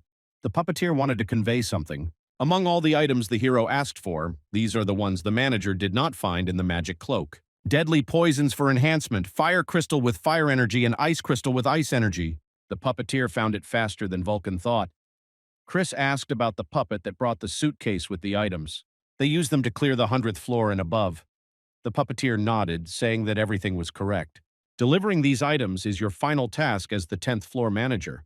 The puppeteer wants to return and climb the tower as a participant. Okay, of course, but Chris asked why. The manager needs to get stronger. As a trader, he set himself the goal of reaching the top, And if you listen to the Golden Lich, thanks to Chris, colossal changes will occur in the tower. And in such conditions, the puppeteer, having overcome 100 floors, will become the best merchant, with whom no one can compare. Chris smiled in a good mood. This guy looks so much like the Golden Lich of his time. If the puppeteer's abilities are sufficient, Chris will tell him about his and the Lich's plans. The guy would definitely like to listen and thanked him. The puppeteer's carriage has left the class change tower area. Then Chris will try to fill his empty stomach. Vulcan asks if he is really going to eat all of it. Naturally, how could it be otherwise? The hero's appetite allows him to absorb the power of objects and make it his own. Isn't Vulcan curious about what kind of power Chris will have after these crystals? Ken suddenly came to his senses and shouted that it was dangerous here, but he saw only Vulcan nearby. He asked where the participant and that fox were. The spiritual master said not to worry, they are safe and sound. Well, or not whole. Ken didn't understand what he meant. Suddenly screams were heard. Chris's mouth was burning because he had eaten the crystal. The Gumiho is worried about her cub. She asks not to show her cub this horror. Chris's spiritual power mixed with fire. He gained resistance to hallucinations. Now all that was left was poison resistance. Later they left the tower and his stomach ached. Vulcan asks why Chris gave himself this torture. He even drank that poison. He's so persistent, but he needs all of this. Chris said that since the Star Nine have different ways of fighting, he should prepare himself and get different resistances, especially to poisons, because among them there is one that is related to poisons. If only the hero had guessed about his tricks earlier, he would not have allowed himself to be reduced to such a pitiful state. The warrior spirit led all the orcs in the area. Miho waited a long time. It was time for a snack. Vulcan thought he should be given a liver. After all, he was still just a cub. But suddenly Miho bared his fangs and bit into the corpses of the monsters. So there is no need for additional help. The cub consumed 127 pieces of raw liver out of 999. Chris would like to make waves here, but this is a big city. It's best not to do anything that might attract people's attention. By the way, the hero asked who Vulcan fought last night, so he knew everything. Vulcan's mana was so fluctuating. How could he not notice? Chris asked if he had met one of the four great beings. Vulcan replied that he had guessed correctly. It was one dragon, a rather strong fellow. Fortunately, it was possible to suppress it with spiritual power. Chris is furious. One of the four great beings was here. The volcano demands that you calm down. You shouldn't turn into a demon right on the road. Chris started bleeding. The spiritual master told him to calm down again. It wasn't just a dragon, so Vulcan told everything he saw and heard. Chris learned about the dragon slayer Hendrik. Even though he said so then, it's unthinkable, so that the flesh and soul are separate. True, Vulcan also refused to believe it at first, but he saw it with his own eyes. It's clear that if it was the dragon slayer Hendrik, then Chris knows him. At the very beginning of his ascent, he killed a young dragon, and then he killed everyone who was pursuing him one by one, and eventually turned into a dragon slayer. Chris is heard. He died somewhere on the 700-800 the floor. Vulcan says that given our hero's situation, it might have been a trap. Okay, I should meet this Hendrik once. Vulcan asks not to rush. Chris's predator feature, although a deception has a punishment, he must absorb poison, hot and cold crystals. Better to cure the resistance they cause as soon as possible. The hero thought Vulcan had gone crazy. Does he really want himself and all the warrior spirits to be purified by divine power? But what should he do then? Chris won't continue to cough up blood under a mask. The best way is to gain divine power. Vulcan said that this was nonsense and Miho started to growl. And then she howled so loudly that the whole street was so loud that my ears hurt. And then Vulcan told Chris to look around. There's something wrong with these people. What's wrong with them? They don't react to Miho's roar. It's not clear what's going on, but they just mindlessly walk forward. Suddenly, the people dispersed and a girl approached Chris. She said she was pleased to meet the ghost mask. It's an Elijah. The hero drew his sword, saying that he had other thoughts, but she advised him not to do something he would regret. This alien is so fast that she managed to intercept the attack. She repeated once again that she was glad to meet him. Damn, he's so strong, Chris can't move. The girl touched his face, saying that his mouth was damaged. She ran her hand down. The esophagus, stomach, and entrails were also badly damaged. The hero does not understand what she is doing. Suddenly, the girl began to heal Chris with her energy. He stepped back. Miho and Vulcan panicked, but the hero's damaged body was completely restored. This is clearly divine power. The girl thinks this is enough for Chris to understand that she has no hostile intentions. She is Uriel and Elijah from the Muke tribe. People finally came to their senses and did not understand what they had just done or how long it had been. The heroes came to the Golden Lich Hotel. The maids didn't understand why they were standing there, as if they were deep in thought. They thought maybe they were working too hard. Chris watched them from the crack, and then he closed the door and returned to Uriel. He asked what kind of tricks she had used. She had worked a little with her memory. This is to protect the residents. We can't let rumors spread about her and the Elios gather on the 10th floor. Uriel acts decisively, but not recklessly, not bad. Chris asked if she had used it on him or if he had already forgotten everything. The girl said not to worry. Her charms do not work on people like him with a strong consciousness. Uriel looked at Miho and asked what kind of cute creature this was, and also about her ghost friend Chris, who never stops watching her, so she sees them. In any case, the hero asked, Uriel came here for him. A man trying to hide his ugliness behind a mask is plotting a coup. However, he and his assistants are very weak. Help them to complete the task successfully. Ariel came because of a prophecy her tribe received. Something like a prophecy from a deity. A man trying to hide his ugliness behind a mask? Most likely we are talking about Chris. The hero asked about this Mook tribe, hearing such a name for the first time. Uriel took off her cape and showed her broken wings. Now the Elios have started to go mad. They are blinded by greed, so they have crossed all boundaries. And also they blame everyone who goes against their will and expel them from their tribe. When Elios commit a crime and are exiled, their wings, the symbol of their race, are cut off, thus showing that they are no longer Elios. Mook is a collection of Elios like Uriel, exiled from the Elios city of Utopia. According to the prophecy, Chris is going to go against the 4 great beings. The residents of Merca will help him with this. Chris asks via spirit connection what they will do. Vulcan says to just agree. It doesn't sound like a lie.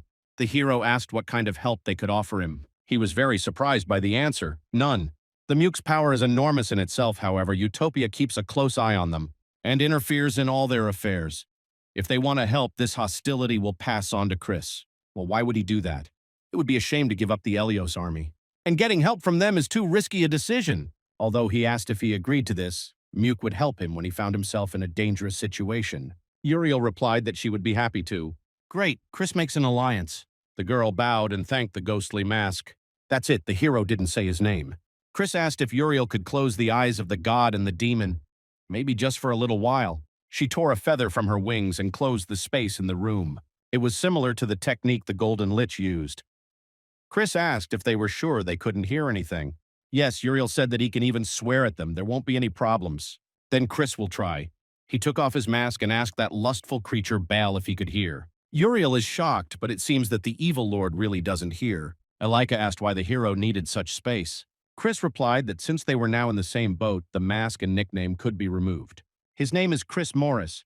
10 years ago, they called him the Death Star. Hearing this, Uriel fell to her knees. She began to apologize for her rudeness. It seems like she knows him, knows Chris, who died 10 years ago. Uriel said that she was also there where he died 10 years ago. Chris told her to think carefully before speaking. Uriel asked him if he knew what would happen when he walked up the entire 999-story tower. Chris will become like one of the perverts. Something between a god and a demon that watches over the tower. The great beings are blinded by their superiority and do not want to share this place with anyone.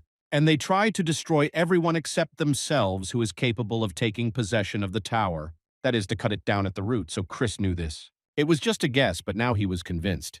And that there is a conspirator standing in front of him. Chris screams that he will send Uriel back to where her wings are. Dark hands grabbed the girl's neck. But she also added that for this reason she became one of the Muck tribe. 10 years ago when Uriel became one of the Muck, she went against such methods of cutting off the roots. What one man suggested, and his name was Chris Mori, the Death Star.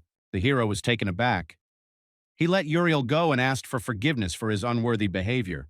Never mind, she will have to solve this problem on her own. Chris asked to stop. He didn't want to take his anger out on her, too. He already understood that Mook was different from the Sky Race. Uriel thanked him for his understanding. Perhaps there are other great beings like Chris. If the hero wants to see them, she will make sure they accept him. It is true that there are creatures with different characters everywhere. It is clear that there are other exiles. If they can be lured to your side, they could be useful in the war against the great creatures. Chris asks how he can meet Uriel again. She says Mook's hideout is on the 190th floor of Dream City. It's lower than he thought.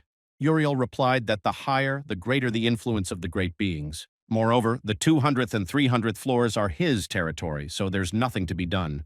Chris had forgotten that this was his domain, Emperor Tess's. The 200th and 300th floors were under his command.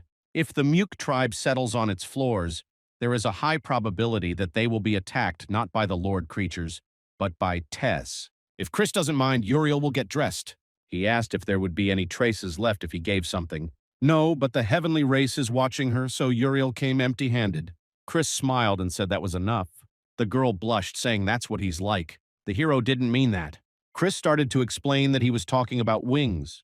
He would like to take a feather for himself. Yes, Uriel agreed without any problems, they will grow back. And Chris asked so awkwardly because he thought that they would not grow anymore. The girl gave him a whole handful of feathers and said that no one should know about this. The celestial race is able to find the owner of the feather. Chris says not to worry, he'll eat it all. Uriel knew he was like that, but she got it wrong again. Well, she believes him. She has to go, so see you later in Dream City. Chris said he wouldn't disappoint and Uriel would be waiting. The hero immediately decided to eat the feathers. He couldn't put it off. The divine power of the heavenly race. I wonder if he can withstand it. And if he can, what kind of power can he gain? Vulcan tells Chris to do as he wants. He gave in after the third poison. The spiritual master lifted Miho up and said that he was not allowed to pick up and eat everything in sight, like the master. Chris ate the feather and immediately began to choke. He found himself in the middle of a sea of water in an endless space. It seemed he had lost consciousness and woke up in an imaginary world. Could Chris's body not accept the divine power, then he must win the battle. And suddenly a huge golden waterfall gushed over him. This divine power that entered the hero. She's like a huge rock, a single feather, but such power. It's a good thing Chris didn't fight Uriel. He doesn't even want to think about what would have happened if she had swallowed the body whole. And then Chris noticed that the water was rising, so it was a real waterfall. It is necessary to defeat her before this stream of divine power completely absorbs the hero. What to do and how to be, there is only one way out of this situation. Vulcan looks at Chris's body. He used spiritual power, but something is wrong. He uses his soul as a component. Miho is upset, but Vulcan suggests trusting the master. If Chris started something, it means he has a plan. Let no student think that he is the only one who cannot wait to see his potential manifest. Vulcan is interested in what Chris will surprise him with this time. The hero began to drink golden water from the straw, but it was not the same. He tries to use spiritual power to suppress divine powers. This power is obtained through saturation. Chris thought the eating image would work, but it wouldn't work. One must allow the divine power to suppress it, or one will have to let it go. No, why is Chris showing off? These images are created by his own soul. It is necessary to act in a different way. A huge monster's mouth appeared in place of the waterfall. Now everything will be for real. That's right, that's it. Chris, thanks to his new form, greedily absorbed the divine power. It was so delicious that he kept craving more of it. A smile appeared on Chris's face, just like balls. This looks like what the evil lord wanted. He claps his hands. Ball joyfully exclaims that this is the birth of a predatory demon king. William once told about a greedy dragon. Just like Chris has Baal, he also has a god who is always up to something. He is very greedy. That's why he eats everything, but even that's not enough for him. He wants to eat everything that is in this world. Just a crazy dragon. They call him Greedy Dragon, and his nickname is Insatiability.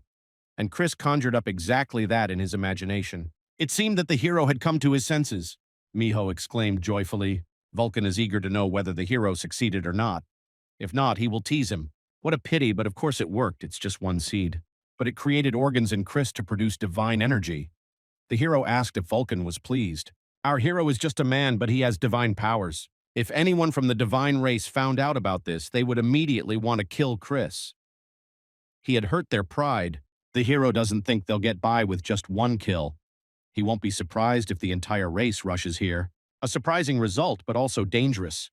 Chris is not yet strong enough to withstand the fire of 4 sacred creatures. If his condition remains as unstable, and he will have to fight with 4 creatures. A few days later in the hunting field on the 10th floor, the warrior spirits fought with the local orcs. Chris, who was watching from above, said it had started. The hero asked Vulcan how the newcomer was doing. Not bad, as he expected, healer of the undead and ghost warriors. A weak summoner negates the entire existing combat mechanism of the necromancer. However, judging by the divine power, he is trying to reach the highest state. There is nothing to be done, you just have to be careful. It looks like Miho ate everything and is very happy. Tomorrow it will all be over. Miho still has about 100 pieces of liver left to eat. Chris didn't think he'd become an orc killer twice. He opened his status window. In a few days, the divine power seed grew and gained 2 points. 3 points won't help Chris much, but he can use them in a critical situation. Vulcan asked what the hero would do now. Hendrik had to meet. Vulcan showed the exact spot where the dragon had been all this time. He did nothing, as if he was waiting for someone. Hendrik is a dragon slayer who uses a dragon shell. Chris wanted to meet him. If he's stuck on the 10th floor, there's a reason for it. Perhaps like Uriel, he is waiting for something after hearing the voice of a god and a demon. Vulcan said that they had arrived and Hendrik was standing right behind that alley. It looks like he really is of the dragon race. Chris wanted to go, but Vulcan started to stop him. Was the hero really going to just talk to him? What if Hendrik isn't waiting for him? It turns out that the hero simply pestered a stranger. Chris replied that then everything could be settled with fists. Vulcan says that he has gone crazy and let him go without him. Looks like Vulcan shit his pants after what happened last time. He began to justify himself, saying that the first spiritual master would never do such a thing. Hendrik listened to the argument.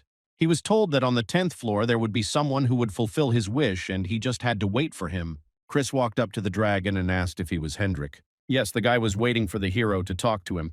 There is also a familiar face. Hendrik obligingly said that Chris was accepted. The hero doesn't really like the dragon's straightforwardness, but since he's accepted, he'll keep quiet. There were too many prying eyes here, so Hendrik said to follow him. He said it was here, but it was just a dead end. There are many alleys around the square, but for some reason they came here. And then suddenly a red portal appeared. Chris said that they would go after Hendrik.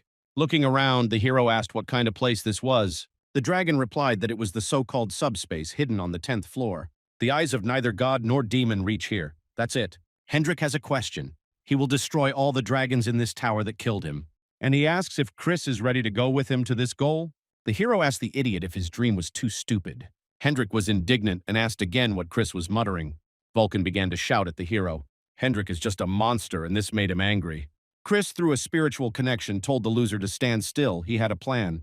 The hero doesn't know what Hendrik's circumstances are, but he can guess how he got to this state. Chris asked if he knew that it wasn't just those 4 creatures that killed them. It's none of the hero's business why Hendrik is so obsessed with dragons, but that's not enough for him. Chris will kill all the bastards who fucked him, whoever they were. The hero repeated once again that Hendrik was not fit to be on the same team with him. Did Chris really think of fighting all 4 creatures? The hero is the same as Hendrik. He died, but came back to life. They are behind the dragon's death. That should be enough of an answer. And then the dragon laughed out loud. He said Chris was right and reluctantly apologized. The seer that Uriel spoke of is our hero. It looks like she's already found Moke. Great, Hendrik likes Chris. Suddenly he pulled out a sword. He needs to personally check whether he is really determined. The dragon asked the man who was going against him what his name was. The hero took off his mask and said that he was the Death Star Chris Morris. Suddenly some old man started yelling at the damn lizard.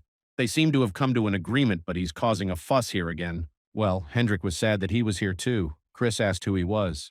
The dragon replied that it was the blacksmith who had come here first. It was he who had made Hendrik's sword. True, the old man said that the guy could have left with the sword and asked why he had come back again. It can't be, it's a goblin. An unusual combination. The blacksmith asked what kind of blackie this was. Chris is shocked that this goblin is still alive. It seems he has no respect for old people. Yes, the blacksmith was not dead yet and asked if the hero was not satisfied with anything. No, that's not what Chris meant. He asked how the man had survived the crash. The blacksmith swung his hammer at the hero in a rage, saying that he was the same bandit who started the fire in the village. And then Hendrik stopped him. The old man demands to let him go, shouting that this bastard burned down the village. The dragon says to calm down. Chris also has his own story, as does Hendrik. Vulcan asked if the old man knew a goblin named Leah. The blacksmith screamed in shock. How do they know her? So they went to the old man's forge. There Chris told them that Leah was alive. Hendrik is shocked. What a coincidence. The blacksmith said that there was a festival in the village that day. All the goblins of the tower gathered on the 100th floor. The old man didn't feel very well. He was already getting on in years, so he stayed here. And then the tragedy happened. The man asks where Leah is now and if she is safe. Chris replied that she was currently on the 9th floor and would come to them soon. This means that this mask the hero is holding belongs to her. Chris said that Leah gave it to him for saving him. Hendrik asked if this girl was strong. The hero replied that she was not yet fully formed, but in a one-on-one fight she was stronger than them. So the dragon asked if she was a temporary ally or one who would go with them to the end. Chris confidently replied that he would go to the end. When Leah gave him the mask, they agreed that they would take revenge together. The old man took the hero's hand and thanked him. His name is Geno. He was a blacksmith in the goblin village. He will use his skills to help Chris in any way he can. Geno asks him to help rebuild the village with Leah. Chris shyly replied, "Of course." Vulcan is surprised that the boy doesn't know that the mask carries the meaning of marriage. The blacksmith says that the hero can take all the equipment he has. It is a good weapon. It's very different from what the Golden Lich gave. Jenna was the best goblin blacksmith, so it's different. Okay, it's time for Chris and Hendrik to go. They wanted to say goodbye to the old man, but he had already fallen asleep. He probably got over it when he heard there were survivors. As far as Hendrik knows, he couldn't sleep well after the tragedy with the village. Okay, then they won't bother him. We'll have to bring Leah here first when Chris meets her. It would do her good to meet Jenno too, what a relief. Suddenly, Vulcan shouted at Chris to be careful. There was a huge explosion right behind him. Hendrik said that the hero has a good reaction speed. He did warn that he would check, to check if he has the skills to kill Chris. The hero told Hendrik not to deceive himself. He would also test the Dragon Slayer. Chris's warrior spirits and dragon sword skills will battle. A rain of daggers began to fall on Hendrik, but it was weak. The dragon doesn't understand what's going on. Chris dodged the sword technique so easily. He immediately realized that it was a multi-class issue, grabbed the hero by the hand and threw him away. Mage and Necromancer. Chris moves pretty well considering his class, but Hendrik said there was one problem. For this to have the desired effect, the hero will have to awaken the monster of the 10th floor. However, he did not even suspect that they had already managed to tie him up with chains from behind. Then Vulcan asked, what about the first spiritual master? Chris activated Gungnir. The hero cut the throat of the great orc warrior in 1 second. This is his strongest magic technique. And now he sent Gungnir at Hendrik. However, Vulcan was worried about the pattern of his sword. With the help of magic dispersal, the dragon easily broke all the chains, and the dragon's destruction cut Gungnir. Vulcan shouted at Chris to be careful, but he still ended up in the epicenter of the explosion. And then Hendrik hit him too. The dragon asked if that was Chris's strongest move. And now Hendrik has nothing more to say to him. Our hero is finished. And then Chris came out of the building opposite with his bow. He still had the strongest word left. Well, Hendrik says that compared to his sword technique, the hero's shooting abilities are simply terrible. However, because the arrows were imbued with magic, they still pierced the dragon's body. There is one final blow left. We need to finish it off. When Chris was with Leah, there was always a side effect, but this time it will work out. While the hero was putting on the mask, he missed the moment and Hendrik launched a fire tornado. It won't be easy. The dragon laughed, saying that Chris was strong. Hendrik lost the battle in numbers. But this is not the end. He thirsts for more. Hendrik charged his sword with the energy of the flaming dragon, demanding that he attack it. Chris has no way to escape. Even if he can predict the dragon's movements, he won't be fast enough. If Hendrik hits, the hero is finished. In that case, Chris is hoping for a fox mask. Jenna was awakened by a loud roar. He realized that crazy lizard Hendrik was on the rampage again. Suddenly, Miho abruptly rushed out of the forge. The old man tried to catch up with him because it was dangerous. Hendrik disappeared for a moment, then struck with his dragon sword of murder. He was ready to finish Chris off, but he dodged. The dragon doesn't believe it because with such technology, he couldn't do it. And then Chris was back on the side of the building right behind Hendrik. The Dragon Slayer realized it was all about the mask. So the hero wants to play in the forest. He bared his long claws and jumped on Hendrik. The Dragon Slayer began to fight back, saying that Chris's movements and strength were nothing compared to what he had before, and it's all thanks to the fox mask. However, Hendrik is not laughing now. Chris caught the right moment. But the bastard guy gave in on purpose to use magic. And then there was another explosion around Chris. The final ability, enchantment, comes into play. However, Hendrik smashed the pink field, shouting that he was not interested in men. He needs to concentrate a little. Such spells are quickly destroyed. But Hendrik would still have to freeze for a while. Chris threw out his claw blades. He got close enough that instead of using some stupid weapon, he would finish him off with one blow. Chris will borrow Wadley's technique. Multi-class, combat, fox technique, enchantment, strengthening. Spiritual power, demonic power, divine power. The hero uses everything he has. Chris focused all his strength on his fist and hit Hendrik with a Wade-style through punch. The aura of the battle and the explosion were so powerful that Vulcan lost consciousness. He was worried about how the battle ended, and then he saw Chris, battered but alive, standing firmly on his feet. The hero has spent all his strength and can't even move. I should have finished Hendrik off with that blow. The Dragon Slayer, clutching his stomach, said that Chris was accepted. But Hendrik didn't. He failed the exam. If Chris had used the last blow, the idiot might have fallen. Well, the dragon didn't think he would fail the test. How he annoys Chris. Great. Then Hendrik will make a decision when he sees the hero's final move. He liked Chris. The Dragon Slayer will do anything to get through. Our hero is in shock. He screams that he can't even move right now. And when the fire dragon loomed over Chris, he decided that to hell with Hendrik. He passed. Vulcan teases the hero that he also lost, but he said that he would also give the Dragon Slayer a test. Chris demands to shut up. Vulcan is just a ghost, but it hurts for him to even move. What a look the hero has, he shouldn't overexert himself. Vulcan says that Chris was lucky to meet Uriel and receive divine powers. Without them, he would have died long ago with such poor health. Chris demands that the old man stop reproaching him. They'll see when he regains his strength. Vulcan doesn't stop laughing. The loser's screams are hard to hear. Suddenly, Hendrik entered the room to ask how Chris was feeling. Vulcan remembered the dragon's words that next time he would personally cut him down. The spiritual master asked for forgiveness for what happened. Hendrik replied that he wasn't even thinking about it. They were in the same boat now, better to forget old grievances. That's good. During the battle, Hendrik seemed to Vulcan to be as crazy as Chris. But in everyday life, he is different. Vulcan apologizes, of course, but Chris's appearance speaks for itself. Hendrik said he overdid it. Chris, furious, tells them both to attack him. He will definitely win the next fight. Hendrik thought that this would certainly happen someday. Today, Chris called him because he wanted to hear a story about the Dragon Slayer's past life, and also about his death. Hendrik's family and homeland disappeared without a trace because of the dragons. Somehow, miraculously, he survived. And all that was left for him looking at his dead brothers was hatred for horns and scales. And then, Hendrik started climbing the tower like the other participants. Luckily, he had abilities. This reminds me of a friend of Chris. And on the 600th floor, the guy first killed a dragon and began his revenge. Surprisingly, Hendrik got to the 600th floor quite quickly. This means that he has been hunting 4 creatures since then. Yes, but they began to hunt him too. That was his daily routine. The stronger Hendrik became, the weaker their punishments were. It can be considered that after the 800th floor, they no longer had their own lair. Punishment is a system that prevents the tower from being monopolized by participants who have reached high floors. All participants received restrictions on their abilities when their floor was lowered. It was because of this that Chris was able to take the Lich's Gold's blow. Without the punishment, he would have died. The hero, in shock, asked what floor Hendrik had reached, and then the guy answered, up to 900.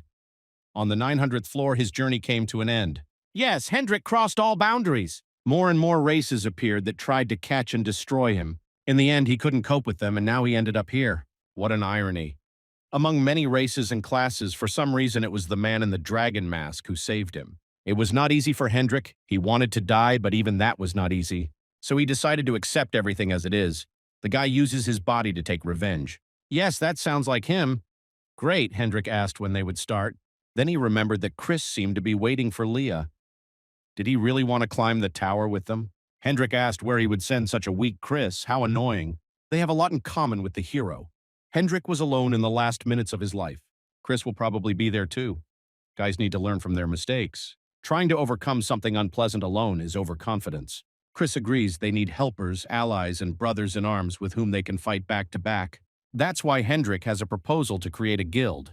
Let's move to the 600th floor, the home of the Songguk Guild.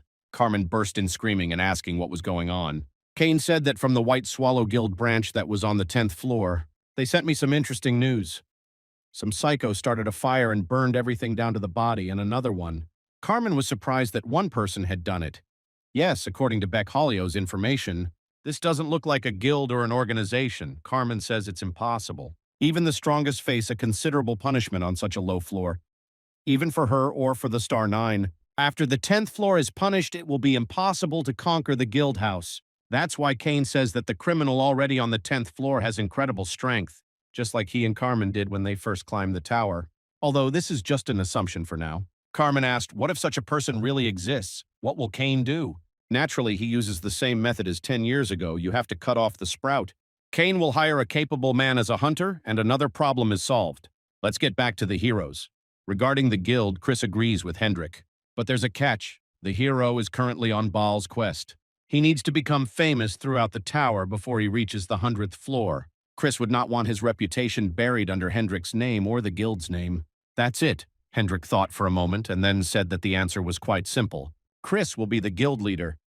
From the very beginning, the Dragon Slayer did not seek to take this place, although it would be more correct to say that he was not confident in his abilities. And such an outstanding necromancer as Chris is a talented person who is capable of leading an army. The hero is furious about this, but he is even weaker than Hendrik. If he becomes the leader, he will probably have to give him orders. Chris asked if Hendrik could obey someone weaker and if that would suit him. And then the Dragon Slayer dropped to one knee, asking if Chris would be satisfied with that answer.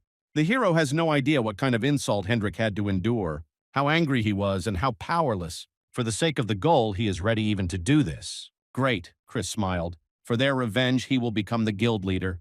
Hendrik says the hero made the right choice. Vulcan asked what the guild would be called. Chris remembered what people had said about a strange masked man plotting a coup. And then he said confrontation. What could be more appropriate? You can register a guild immediately if you make a contribution to a trading company. Then you can talk to the puppeteer and do it for free. Chris came to Halcyon. That's right, the hero forgot that the puppeteer left and now this guy is the boss of the 10th floor. Only Chris asked why Ken was there too. The guy replied that the tower was being repaired, so they managed to become friends with Halcyon, because Ken often came. So the guy asked why the Phantom Mask had come. The hero replied that he wanted to form a new guild. Halcyon has blossomed. If the Phantom Mask opens its guild, anyone will want to join. However, to found a guild, at least 2 people are required. Chris pointed to Hendrik, Vulcan, and Miho, asking if they were enough. Ken yelled that it was a dragon and so close. Halcyon asked delightedly if the hero had lured him to his side. Chris said that the guild leader had become a real celeb. Hendrik didn't think that was praise. The hero added that these were not all the participants. There were also those to whom he had sent an invitation. Hopefully when they gather here, someone will definitely be dissatisfied. Halcyon understood, because Mr. Golden Lich asked to answer all the questions of the Phantom Mask. Invitations were received by Jeno, Puppeteer, Leah, and William himself. The latter thinks it will be interesting. Chris continued to practice finger shots. Today, Miho must complete the second quest. The baby, as always, ate well. Finally, the liver scale filled up and a strong pink light appeared.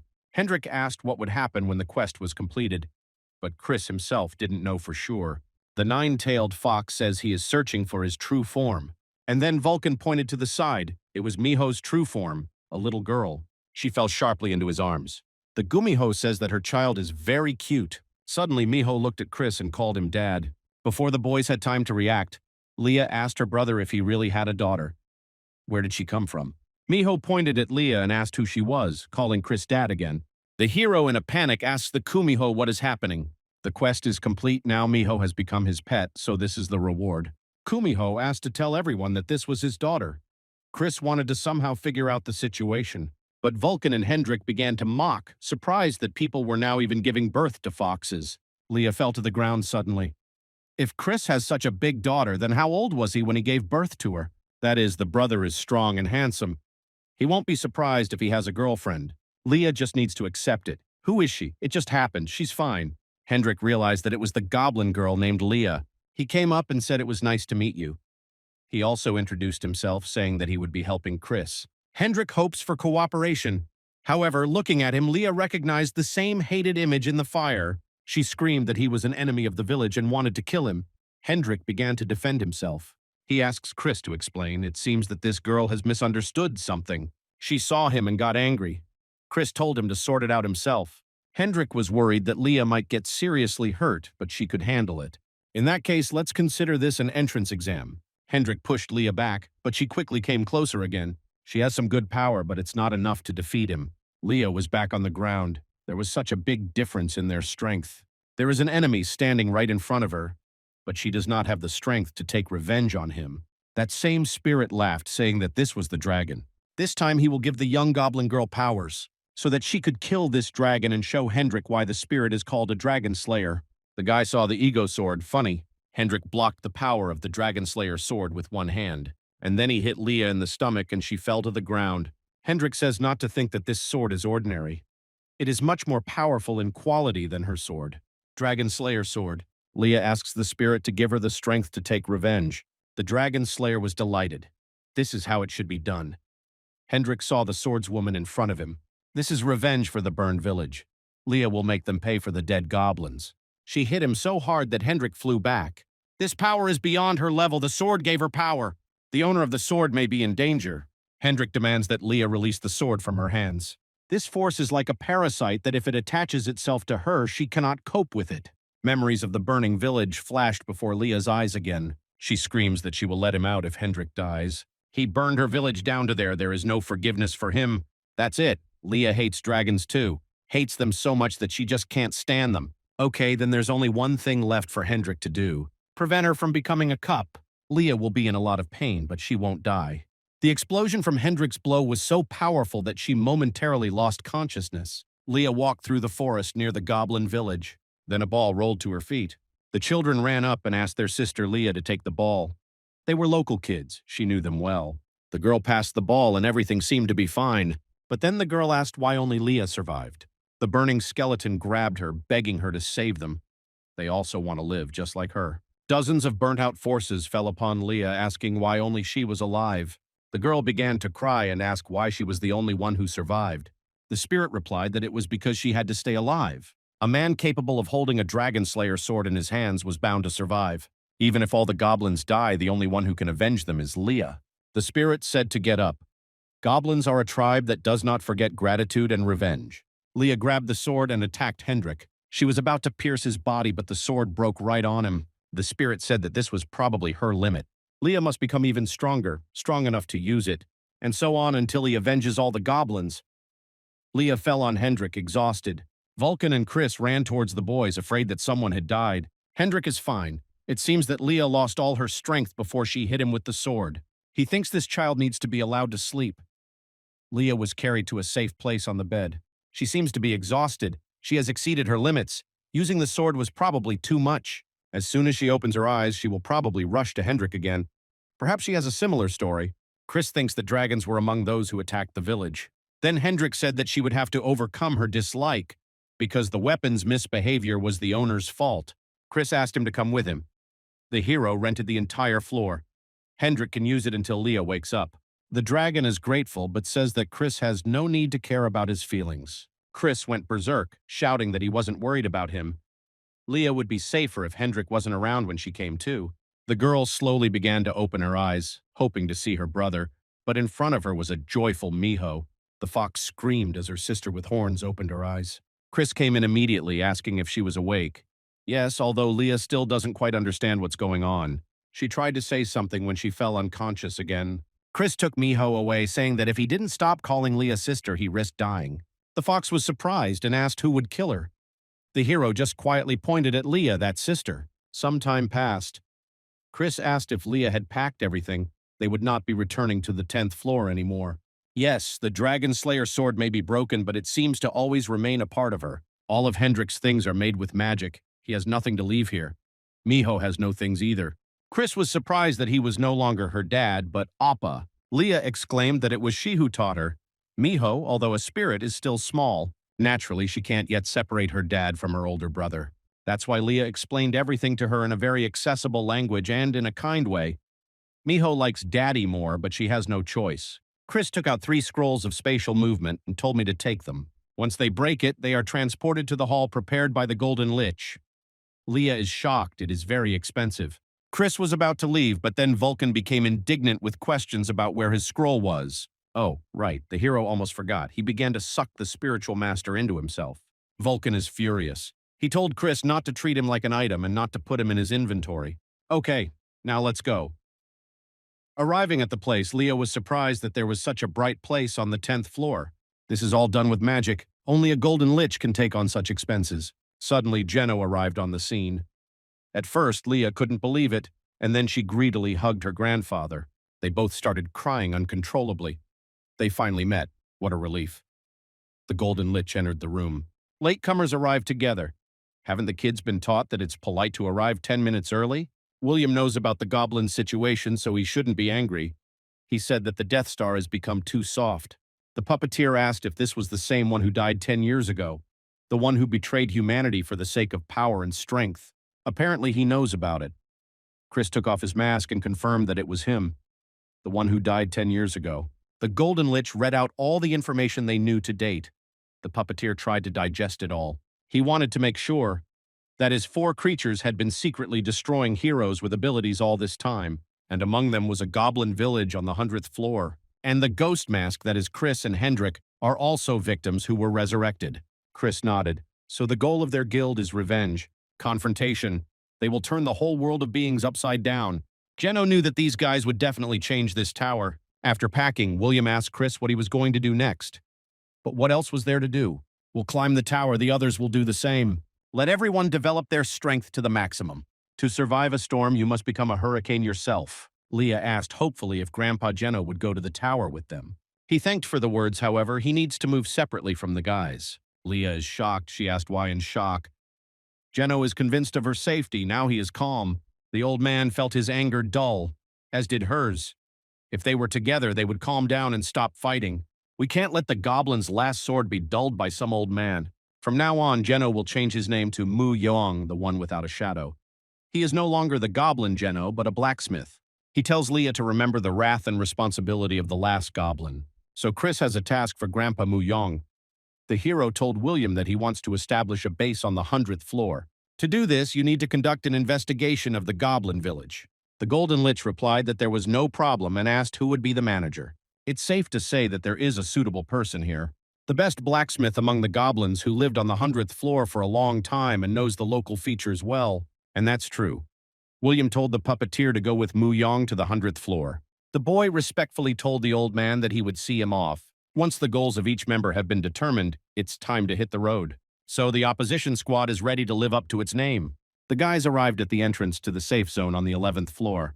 The 11th floor is the real beginning. Anyone who did this to Chris should wait. He doesn't care what heights they have achieved. He will grind them into dust. A girl in a gray robe entered the zone after the heroes. She took off her hood and followed them. People were whispering that the Phantom Mask had reached the 50th floor. Chris ordered the servants of the Dead Kingdom to rise. The guards pounced on him from behind. Rumors also spread that the Phantom Mask's comrades had distinguished themselves. Chris's army has captured the palace on the 50th floor. The guy watched from above and didn't understand what was happening. Why now, when he was in power? But the guild leader of the Holy Kingdom will not only receive. He cast a spell and a huge golem appeared. Golems began to activate all over the kingdom. Leah screams that it's the monster from the 120th floor. That's right, as soon as the leader manages to summon all the golems, the situation will change dramatically. So he ordered his golems to tear apart these bastards who dared to touch the sacred union. However, before he could even finish speaking, his main golem was chopped down. The Phantom Mask's strongest comrade turned out to be a dragon. Chris walked up to the guy and grabbed him by the neck. They're from the Shikari branch on the 50th floor. The guy asks if the hero really wants to become the enemy of the Star Nine. How can Chris? These freaks have been his enemies for 10 years. He crushed the guy's body. But every time the Phantom Mask set a record, the guilds on those floors would turn into nothing. Was the Phantom Mask really that strong? Chris figured it out on the 50th floor too. Great, the heroes continue to turn everything upside down, namely the plans of these idiots. People were whispering that Ghost Mask and his men were attacking the Star Nine. Chris asked how Balu's quest was. The hero sees everything up to the 100th floor, throws information around left and right. Vulcan says that up until the 40th floor, they managed to cover their tracks with magic. Chris does this on purpose. He is already tired of looking for information about them. Now let them look for the guys themselves. Chris opened the status window. His features are Predator and Omnipotence. And from the features, comprehensive immunity and endurance. This is enough to cope with almost anything. And he also has a weak but magical power.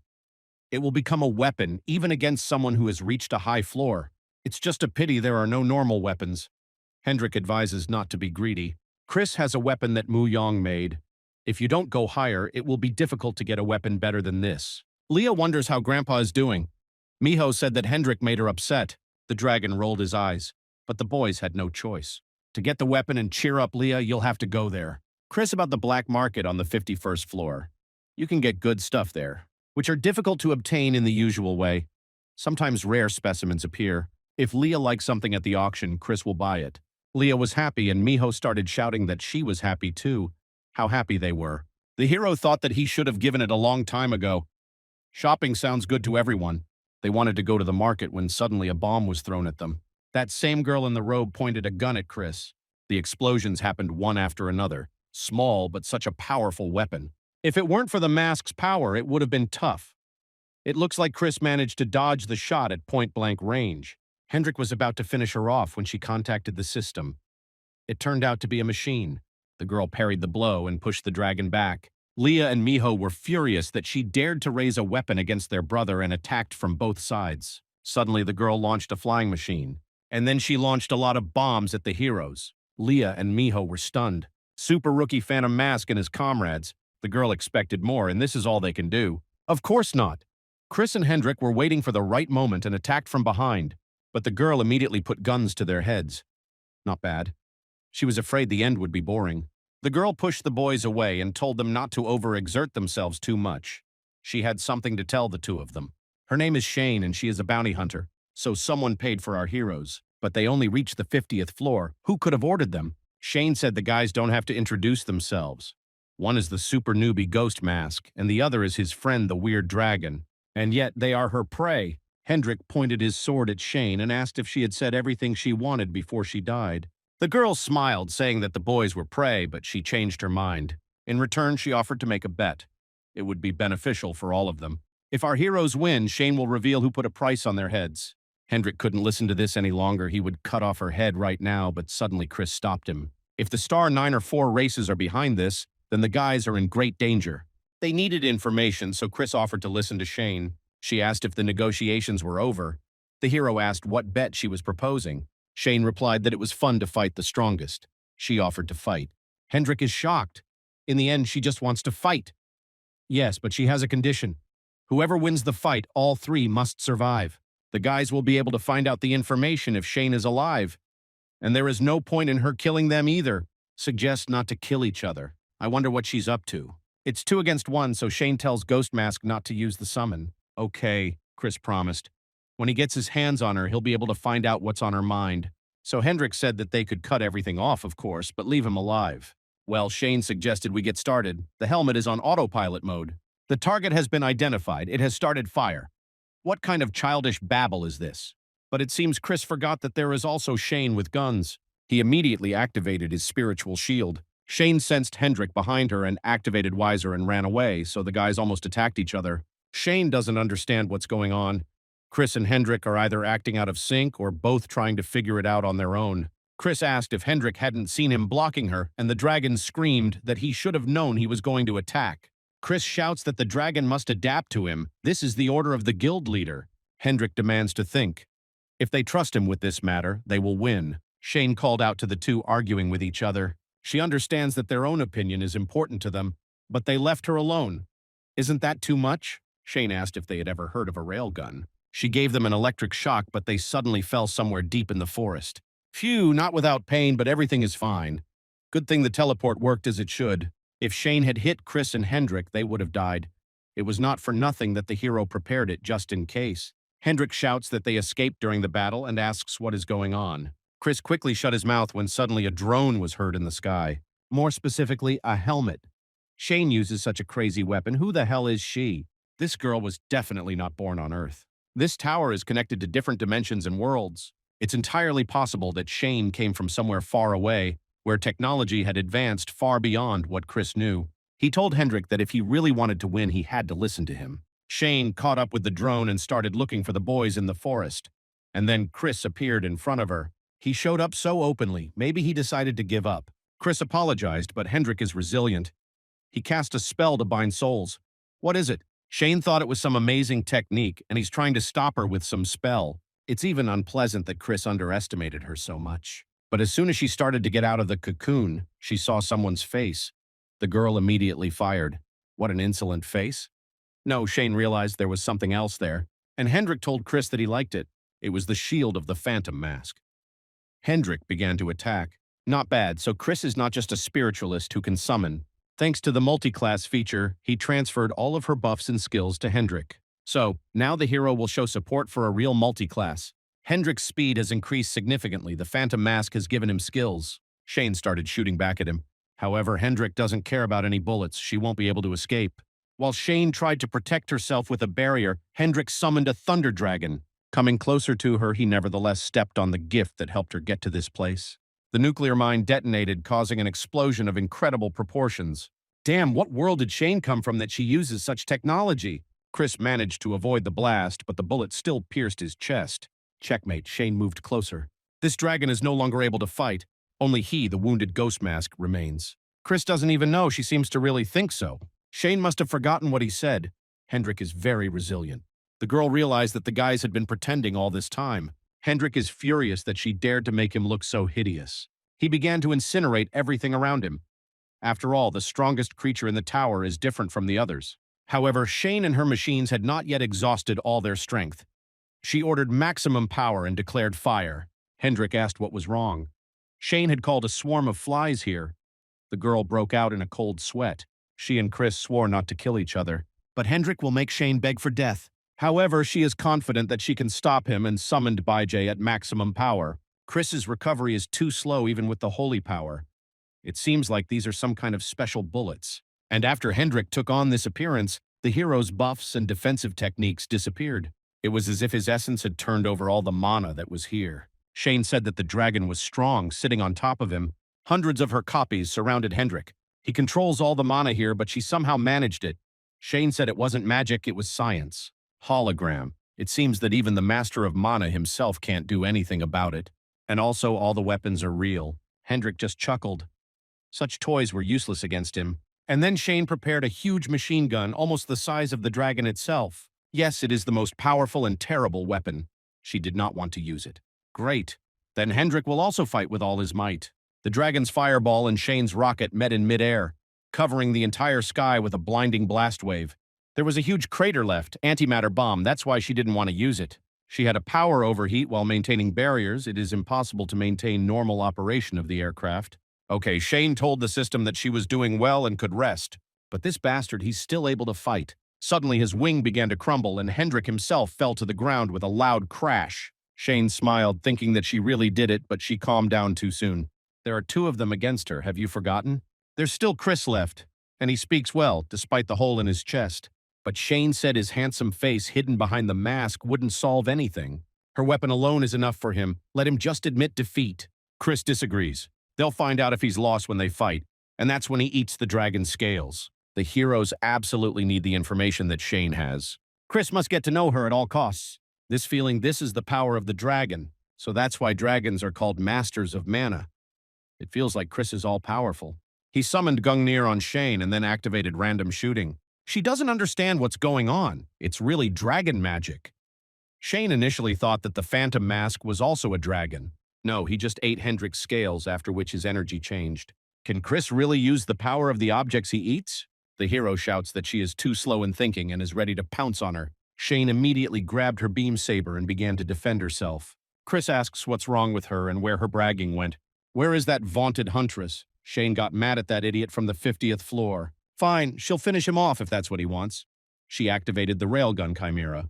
Chris just laughed. Let's see who's stronger. Shane is shocked. He can also use dragon breath. Her body was no longer able to withstand this, and she fell to the ground exhausted. Chris immediately started coughing, and Hendrik's scales came out of his throat. I haven't been able to fully adopt the dragon's power yet. I'll have to try again later. By the way, the forest was almost completely destroyed. What to do now? After a while, Shane began to come to her senses.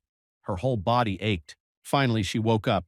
Hendrik was just thinking whether to wake her up or not. Shane is shocked that he came to his senses before her.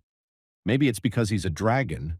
But seeing a huge black and purple dome above her, she asked what this place was. It was a barrier. Hendrik and Shane were both unconscious and everything was in pieces. The hero couldn't leave this mess. The girl asked him if he was having fun. In short, she thought she could handle it, but she lost. Although what could she do against a monster with the power of 4 great beings? Shane underestimates the boys.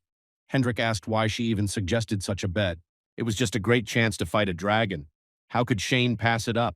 The heroes are just shocked. She did this just because of this. But this is a dragon of the ground floor. Naturally, Shane wanted to know which of them was stronger. Hendrik can't argue with that. And Chris says to try to contradict her for the sake of this barrier. He used all the magic power he had been collecting all this time. Okay, now that Shane has come to her senses, she must tell me as she promised. The main question is who put a bounty on their heads. To begin with, she will give the first clue. More than one person is hunting the heroes. The bounty on the heroes' heads was put out by the guild union. Hendrik asked what kind of guild union this was. He should know about the punishments. Shane says that once you reach the top floor, you can influence the lower floors. Therefore, he supports the guilds of the lower floors, luring them to his side. Guilds on the lower floors lure guilds on even lower floors, and those on even lower floors. This way, they will be able to strengthen their forces in a chain. This is the union of guilds. Hendrik said there weren't many of them in the tower. If you do a little digging, you might find out who it is. But suddenly Chris replied that there was no need for that. There is only one who maintains his power and uses this method. This is the Songguk Guild Alliance, Kane Palon of the Star 9. Shane said Chris got it right. Kane has gathered the entire Star 9. Donis Talog, the swordsman of the Star Nine, knows why he has summoned them. They say that the sacred guild Sana is not going through the best of times right now. Merlin, the great magician, realized that they were talking about the Phantom Mask, the same one who reached the 50th floor. Dan Joan, the Poison King, was surprised that some weaklings had gotten ahead of them. Carmen came up and asked if he had said everything. Donis asked if she was asking for trouble and took out his sword. Kane asked if he was sure that the next attack would not be on the Sanha Guild. Donis fell silent. Kane considered the Phantom Mask a sprout that dared to threaten them. However, now he considers the Phantom Mask to be a collection of sprouts. And what, Danasa is interested in how Kane proposes to deal with this. Do they really have to do it personally? No, Kane said there would be serious penalties for doing so. Naturally, they should hire someone. He has already decided who he will send. Shane said it was the same 300th floor, but there was such a big difference. Still, kings differ in level.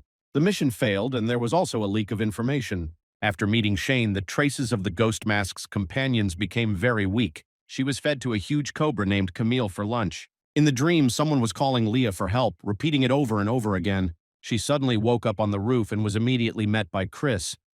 Leah asked where the girl and Hendrik were. The hero replied that they had gone to gather information. The boys are being hunted by unusual creatures. Looks like they were doing surveillance, just like Shane said. Since Leah is okay, they will go. She asked curiously where. It seemed that Leah had already forgotten. Their next target is the black market on the 51st floor. While walking around the fair, Miho asked if she could try some of the food. Chris gave his permission since there was still time before the black market opened. Leah was in the clouds. She kept wondering what that dream meant. Chris asked her what was wrong, if she wanted to eat something. Leah apologized, she was thinking. And then Miho, her eyes shining, ran up with a whole mountain of goodies and offered Leah something to eat. The girl agreed with a smile, but Chris clearly noticed something was wrong. It's evening. Before returning to the black market, we need to disguise ourselves. Leah is too visible. Chris dressed her in a cute dress and hat. And Miho will be in the form of a fox. The heroes came to the entrance to the black market.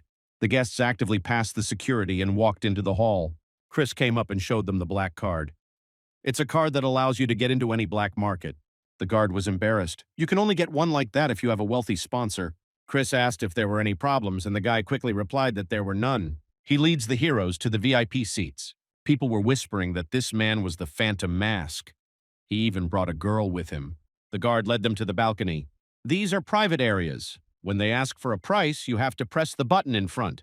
Chris nodded and asked not to come in until they called him themselves. Spotlights were pointed onto the stage and the host began the auction. Today, the heroes managed to get Nariga for summoning animals, bought for 350,000 gold. There were too few normal goods and so many people.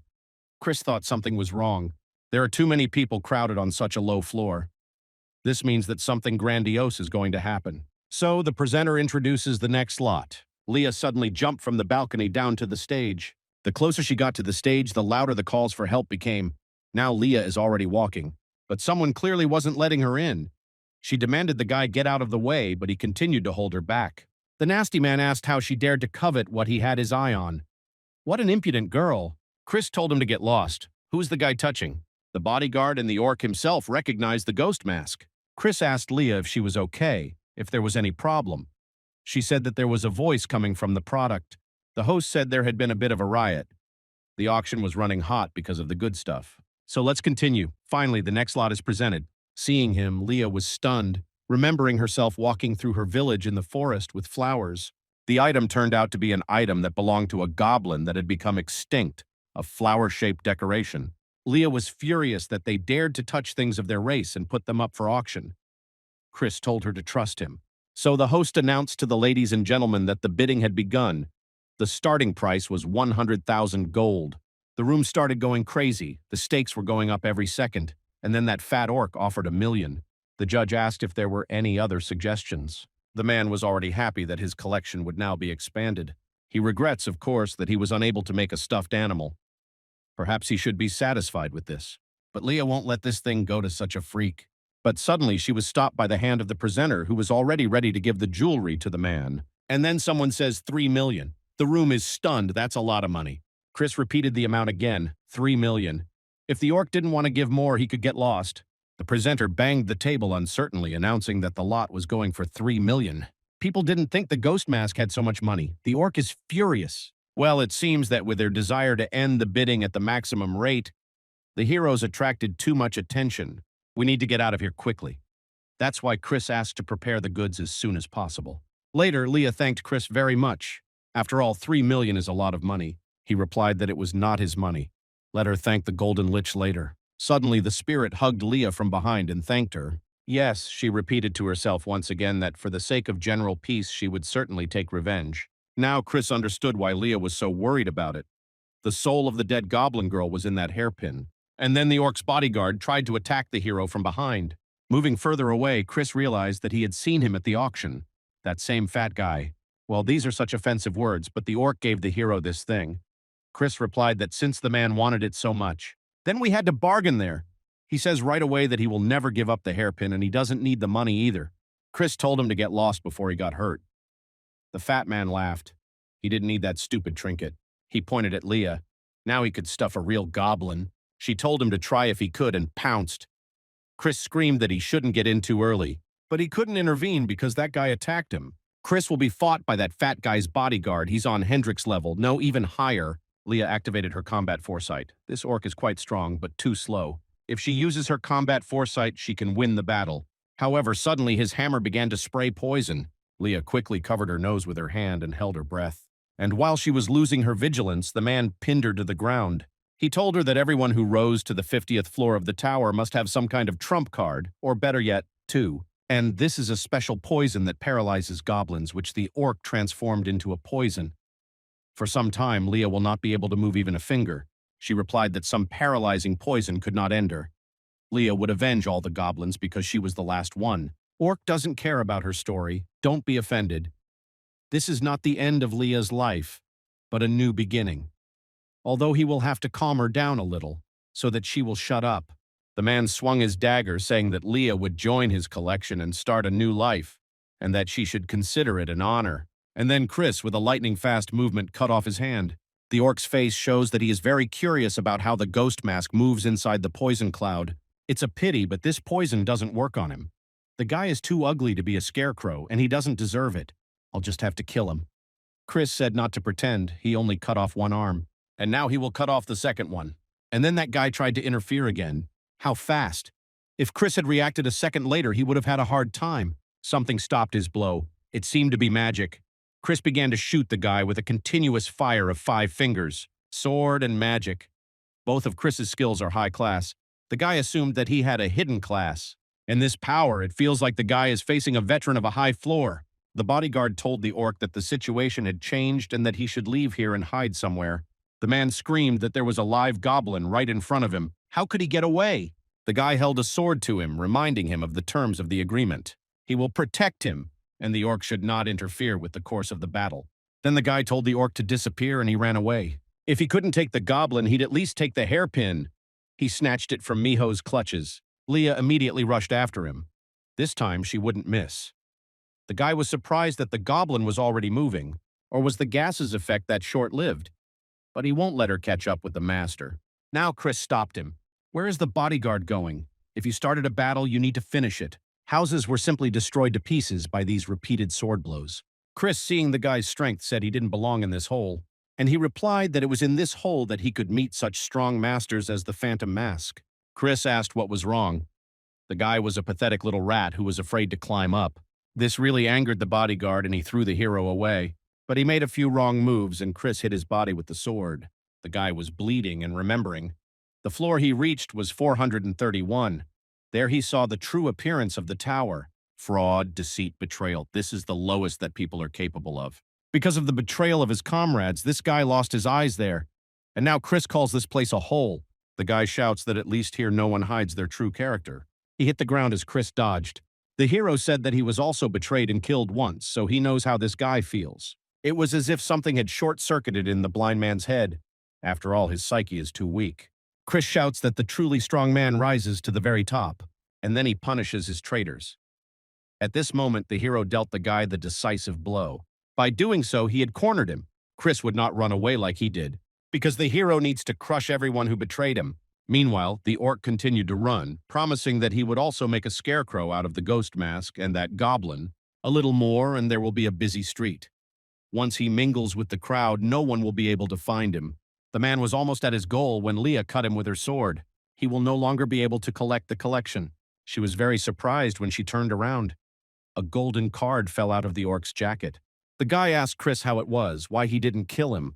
The hero replied that the guy still had unfinished business. Those bastards who did this to his eyes. They all need to be crushed.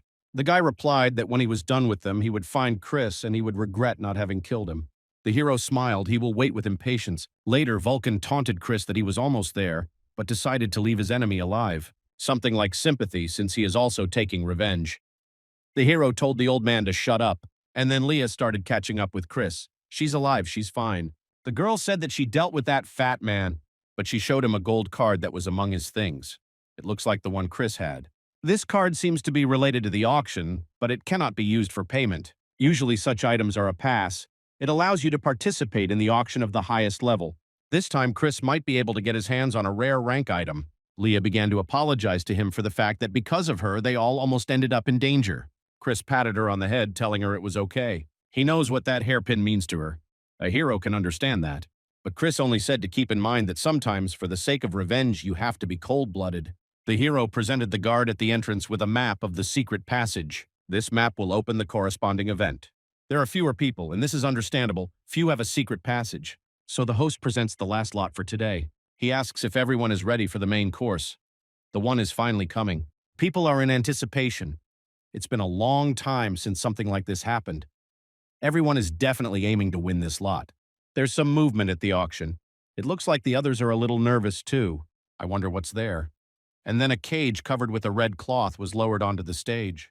Chris decided that it was either a sacred animal or a relic. The host says that this treat is prepared especially for the guests, the last lot. Chris was shocked when he saw that these psychos were selling at all. The cage contained a dark elf slave who was captured secretly. Such a strong, ominous aura. Chris doesn't think this elf girl ended up here because of good circumstances. Strangely, besides the sinister energy of this dark elf, he senses pure mana of the level of a high elf. The ancestors of the dark elves were exposed to demons. Pure mana is the specialty of the complete opposite, the high elves. Their auras are completely incompatible. But Vulcan said that this is not entirely true. If someone decided to forcefully influence a high elf with the help of demons, but the high elves are not so easily corrupted. Only 4 great beings could do that. Is this really their doing? People immediately started to give out sums starting from 1.5 million. Suddenly, an Elijah woman named Hamiel of Netok's level appeared in the hall. She approached the stage and offered 5 million gold. The elf girl screams, asking how Hamiel dared. The elf will not allow herself to be sold to her, not Hamiel. The prisoner promises that as soon as he gets out of here, he will kill her first. Hamiel says to stop being angry. Let the princess think for herself. Rather than being a toy in the hands of these vile old men, it is better to become her pet. The host said that if there is no more time, then the bidding will end. 5,500,000. The elf is crying, is this the end? And suddenly someone offered another 4.5 million on top. 10 million gold. Hamiel asks who dared to come up with such incredible figures. And then Chris showed up on the balcony. He told her that she was doing pretty good math in her head for a dumb pigeon. People are excited. The maximum price has appeared on the 51st floor. Hamiel recognized the phantom mask. She was clearly in a panic. How dare he covet what was hers? And then she tried to force him to give up the bidding. Chris raised his hands and asked mockingly if this was possible. Hamiel demands that he stop drawing attention to himself. She doesn't think he can pay that amount. I feel most sorry for the presenter. What should he do in such a situation? Hamiel sighed and offered a higher price, 11 million. Chris immediately offered 20 million. Vulcan and Leah are shocked. They scream that he is crazy. The hero said that if Hamiel is missing, then he should get lost. She couldn't even imagine that he was really ready to pay that kind of money for an elf. Chris is pissed off at the way this stupid pigeon is staring at him. He could just poke her eyes out.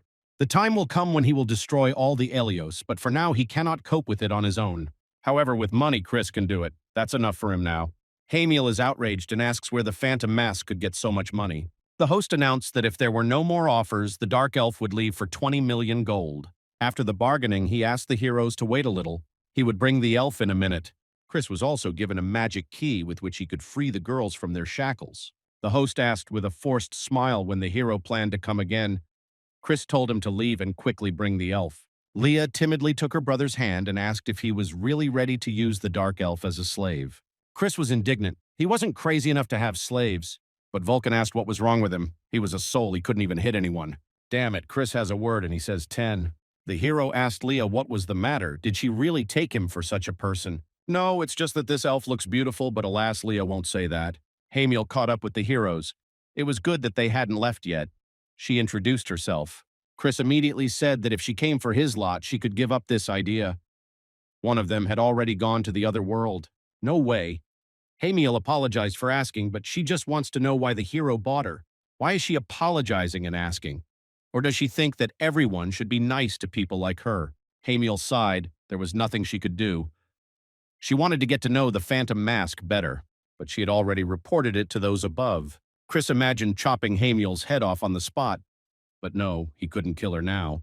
He could have used all his strength and killed that pigeon despite the punishment, but then even more powerful creatures will start hunting him. If Chris doesn't get stronger, he won't be able to fight them openly. For now, he should wait. By the way, Hamiel said it was a beautiful hairpin. It's a shame we won't see it again. She whispered in Leah's ear that it was a pity that she had burned everything. So this pigeon creature wasn't hunting for the lot. Its goal was to provoke Leah. But it's okay, the girl knows that now she needs to be cold. Hamiel has a feeling that they will meet again soon. She will be waiting on the 100th floor. Chris tried to catch up to find out some more information, but it instantly disappeared. Okay, the hero doesn't know what this alien woman has planned, but let her wait for him. He will come for her soul. Outside the 51st floor, Vulcan ordered all warrior spirits to detain the enemies and not let anyone near the master. No one should hear this conversation. Okay, the elf asked what Chris was going to do with her. The hero said not to be afraid. If he wanted to do something to her, he wouldn't have brought the children. The elf laughed. They're all in this together. What's the difference between adults and children? She may believe it or not, it's her choice. Chris first asked the girl's name. She is Eliona von Yggdrasil. Chris's eyes widened. This is the royal family in honor of the sacred tree of the elves, Yggdrasil. So this girl is from the royal elven family. Dozens of fighters were already heading into the forest. A real elf from the royal family. Such high elves can grow up quite well, and when she becomes a dark elf, she will have a fashionable demonic power. By the way, Hamiel, it seems like he and Elione have something in common. This girl is perfect for a rebel. Elione thinks about how she can escape. These shackles are holding back her power. No, even if she takes it off, she still won't be able to use her power right away. We have to wait for Chris to start. Suddenly, he opened the cage. The hero said to get up, he needed to ask Elione something. She tried to break away and run, but immediately fell. Elves are skilled at manipulating mana or summoning spirits, but they are not particularly strong. Chris bought Elione for 20 million gold. She asked what he's up to. And although Elione is perfect for this place, no one will even know what he did to the defenseless elf. She asked if Chris was going to satisfy his lust with her, like the other participants in the auction. Leah was outraged that Elione was saying such things in front of a child and covered Miho's ears. Her brother was not like that at all. King Miho says that a true hero must have at least one concubine. What psychos, this is not at all what they thought. Suddenly there was an explosion in the distance. Chris ordered Vulcan to report. The robbers are chasing ghosts. They are looking for a rich man who robbed an auction. It seems that the location of the heroes has become known to others. A huge number of people are approaching here. Chris thought maybe it was Hamiel's doing. He told Miho and Leah to help Vulcan and not let anyone in. Leah asked again if it was really not like that. Chris got mad and repeated that it was not. He asked how Elione was, if she felt like talking. She quietly asked if Chris had anything to drink. Thanks to Miho and Leah, Vulcan gained time. He used the mass arrest spell, Soulthorn. Elione had a hangover and said that Chris's comrades were quite strong. He was probably much stronger than them. But if he has such power, why did he just let that winged one go at the auction? Chris could have easily killed her. Hamiel had just weakened from the punishment. The hero replied that he would not achieve anything with his strength now, so he suppresses his emotions for a higher purpose. He and Elione are very different. The elf asked if Chris had ever cut open the stomachs of his family. One day, her father shouted at her to press more and cut his heart. Afterwards, he praised his daughter. He could only pass on this technique through death. The man took out the Yggdrasil fruit from himself. He entrusted their future to his daughter. Then her brother Helid chased after Elione, shouting that their father had been seriously wounded. He is a traitor who sold out his own to the sacred beings. Helid would have grabbed her then. Her father shouted for Elione to eat the fruit quickly. And suddenly someone's arrow hit him in the throat, and the fruit was split. And it was just Hamiel. She infused Elione with demonic energy. Alika puzzled over it for a long time. What punishment would be more suitable for the one who refuses to be with them, the noble princess of the elves? Hamiel holds very pure demonic energy in her hands, which was lent to her by a friend. With it, she can crush a high elf with one blow. Elione is so proud of her nobility, and Hamiel wanted to desecrate that pride. Her plan was to make the elf princess slowly fall into hell, and that's how Elione ended up on the slave market and met Chris. Now it's clear. So the sacred creatures hunted the elves too. But the elves of the 300th floor are too powerful to be exterminated so easily. Even the sacred creatures cannot cope with their mana and spells. In such cases, the most effective thing would be to use traitors from among your own. And so ended Elione's story. She lived to help others. But what does ended mean? Those freaks who made her a slave and took over the kingdom and Elion too. They're still alive. Chris said that until one of them dies, it's not over. He offered the princess to join the confrontation. The hero will help her deal with the enemies. Leah was already exhausted from the fight. She keeps wondering if that dark elf will steal her brother's heart. This won't do, she has to go there right now, but then suddenly a red orc swung at Leah. Maybe he came running towards the sound. Chris finished him off quickly. He asked if Leah was okay, and she was wondering where that dark elf was. If she's talking about Elion, she's gone. Chris removed her shackles and offered to kill her brothers and sisters. The hero reminded her of how they treated her. She could very well take revenge on them, and Elion must do it properly, pay them back several times more. Chris would do exactly the same. Leah wondered who he was going to take revenge on. The hero answered, to the Star Nine and also to the sacred beings. Elione asked to stop talking about her problems. For her, it was nothing more than some kind of grumbling. And then she took off. As Chris understood, the elf would not join the confrontation. Yes, she leaves to gain strength equal to his. First, she will become stronger, and then she will come to him again. At parting, Elione asked his name. Not a nickname, but his real name. The hero introduced himself as Death Star Chris Morris. The elf immediately remembered Chris's spiritual master. There were a few things that weren't clear about his death. That's it, now it's clear. Elione said with a smile that if she died, Chris could take her body or soul for himself and then flew away. If the hero was finished, Vulcan suggested leaving here before others came, having heard the conversation. Okay, now it's dangerous to stay on one floor for too long. The main thing for the guys now is to get to the 60th floor. The Golden Lich said he would be there too, but William is having a hard time right now too. He killed a lot of mercenaries in his trading company. Damn, Lich got caught. He didn't think an entire army would come for him.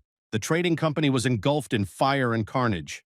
The bandits attacked the puppeteer with cries of the sacred state. They created this trading company to sponsor the confrontation. If the connection between their movement and the Golden Lich becomes known to the Star Nine, then that's the end. The Golden Lich was not allowed to interfere in this matter, so the puppeteer intended to protect this place himself. The puppets were dealing with the small fighters, but then someone powerful took aim at the puppeteer. However, the guy managed to dodge.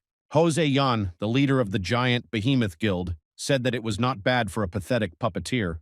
The puppeteer realized that they wanted to turn this place into ruins. His remaining puppets were finished off. Benvolio says that the puppeteer must destroy all the puppets. He tells Jose not to interfere and to back off. Does he really think Jose doesn't know that there are bonuses for destroying major characters? Ben replied that it was his guild, the White Swallow, that was on the puppeteer's tail, and Jose wanted a piece of the pie. What a voracious appetite, like a pig. Jose screams that if only Ben's people hadn't stolen the information on the 10th floor. The puppeteer realized that now was his chance while the guild leaders were distracted. He grabbed them and said that they would be his puppets. But then some girl attacked the puppeteer from behind. May, the leader of the guild partisan, apologized for interfering in the showdown. She caught the puppeteer and asks Asura to write it down. Asur Hum is the guild master of the Lord of the Divine. He says that the guild masters allowed the ghost mask to strike. Now they must bear responsibility for desecrating the honor of the holy state. They came here and disgraced themselves. Ben replied that they don't have to listen to Asura's lectures. May thinks that since she's strong, she can show off here. Is she really Kane's representative? But she doesn't care. Her task is to grab what's hers. The puppeteer won't let her break through this place. Even if he had to give his life, the guy used the puppeteer technique on himself. May and Jose are in shock. They thought the puppeteer was finished. The Golden Lich is his goal, his dream, and his ideal. Guildmasters will not be able to take a single step from here. The puppeteer has turned himself into a puppet and uses powers beyond what is possible. Benvolio told everyone to dodge, but it's like something is blocking the Kukavad's attack. And then a huge snake loomed over him. It hit him and there was an explosion. Death King Basil and Demon King Toon arrived too late.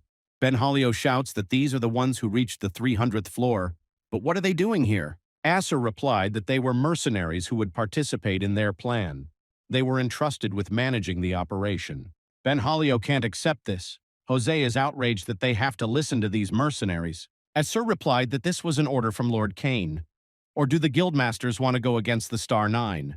Ben tells him to do whatever he wants and he, Jose, and May leave. They've just wasted their time. But suddenly that white snake bit off Ben's leg. Not only are they untalented, but they also resist the orders of the Star Nine. Asur said that people like them were not needed by the sacred state. This is the will of Lord Kane, and Ben's body instantly caught fire.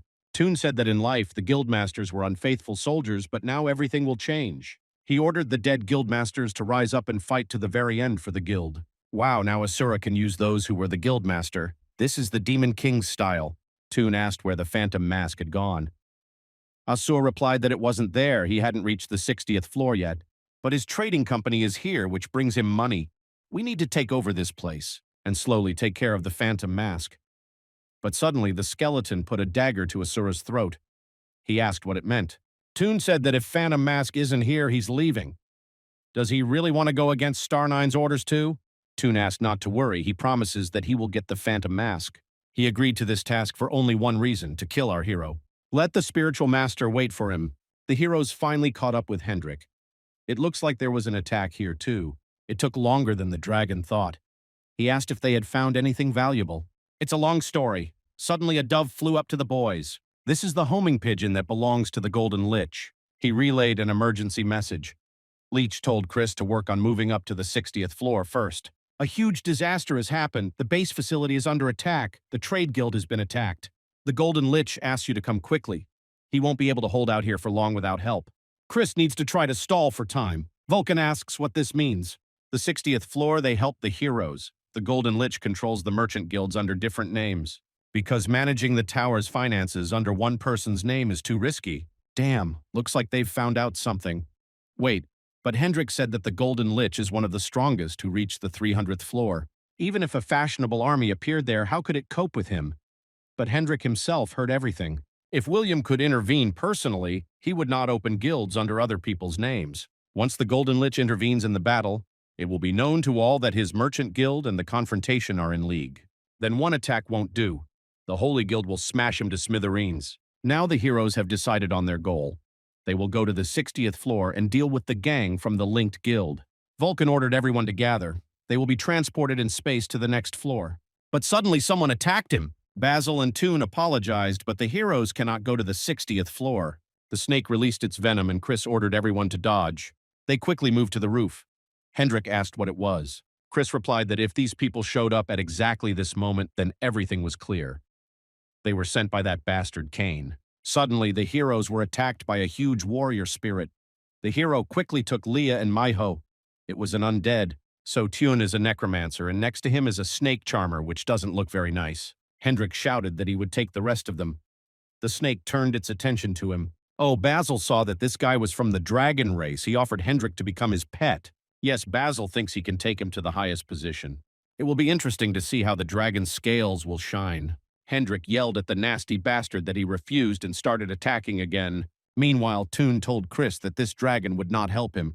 Apparently, this man is from the 300th floor. He is even stronger than Shane. Well, let's see what the necromancer is capable of. Chris told Leah and Miho to help Hendrik, and once they figured it out, head to the 60th floor. And our hero will take care of Tune. And the necromancer himself wanted this. The spirits of both sides began to fight. Usually, necromancers give up their positions just because of the skeletal warriors of Toon, so the rumors about the Phantom Mask were not lying. So his class is Spiritual Master. Chris asked, and what next? Toon replied that this title was too high for a hero and required him to give up his strength. What if Chris doesn't want to, fucking idiot?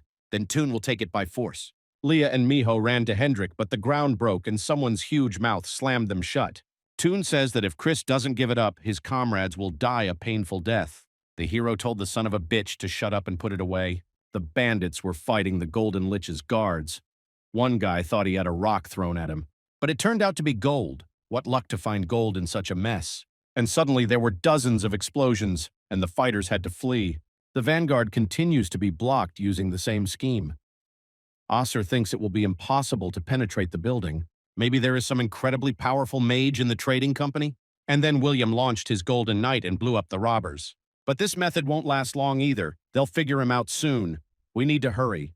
Chris rushed towards the huge monster and demanded that he let the girls go. But Toon won't let him get away that easily. He blocked the hero's movements. His name is Demon King Toon. He will take away Chris's power as a spiritual master and become the successor to the Death Star. What, the hero's successor? Meanwhile, Miho woke up inside the mouth, and they were already surrounded by a whole army of skeleton warriors. The monster began to go deeper into the ground. It looks like it's trying to escape by absorbing the girls. Hendrik wanted to attack, but was stopped by the snake's mouth. It's not such a problem, he started to block it. But then another snake crawled out of its mouth. She grabbed Hendrik and he quickly threw her off. But the snake still injected its poison into him. And then he saw that very day, that's for sure.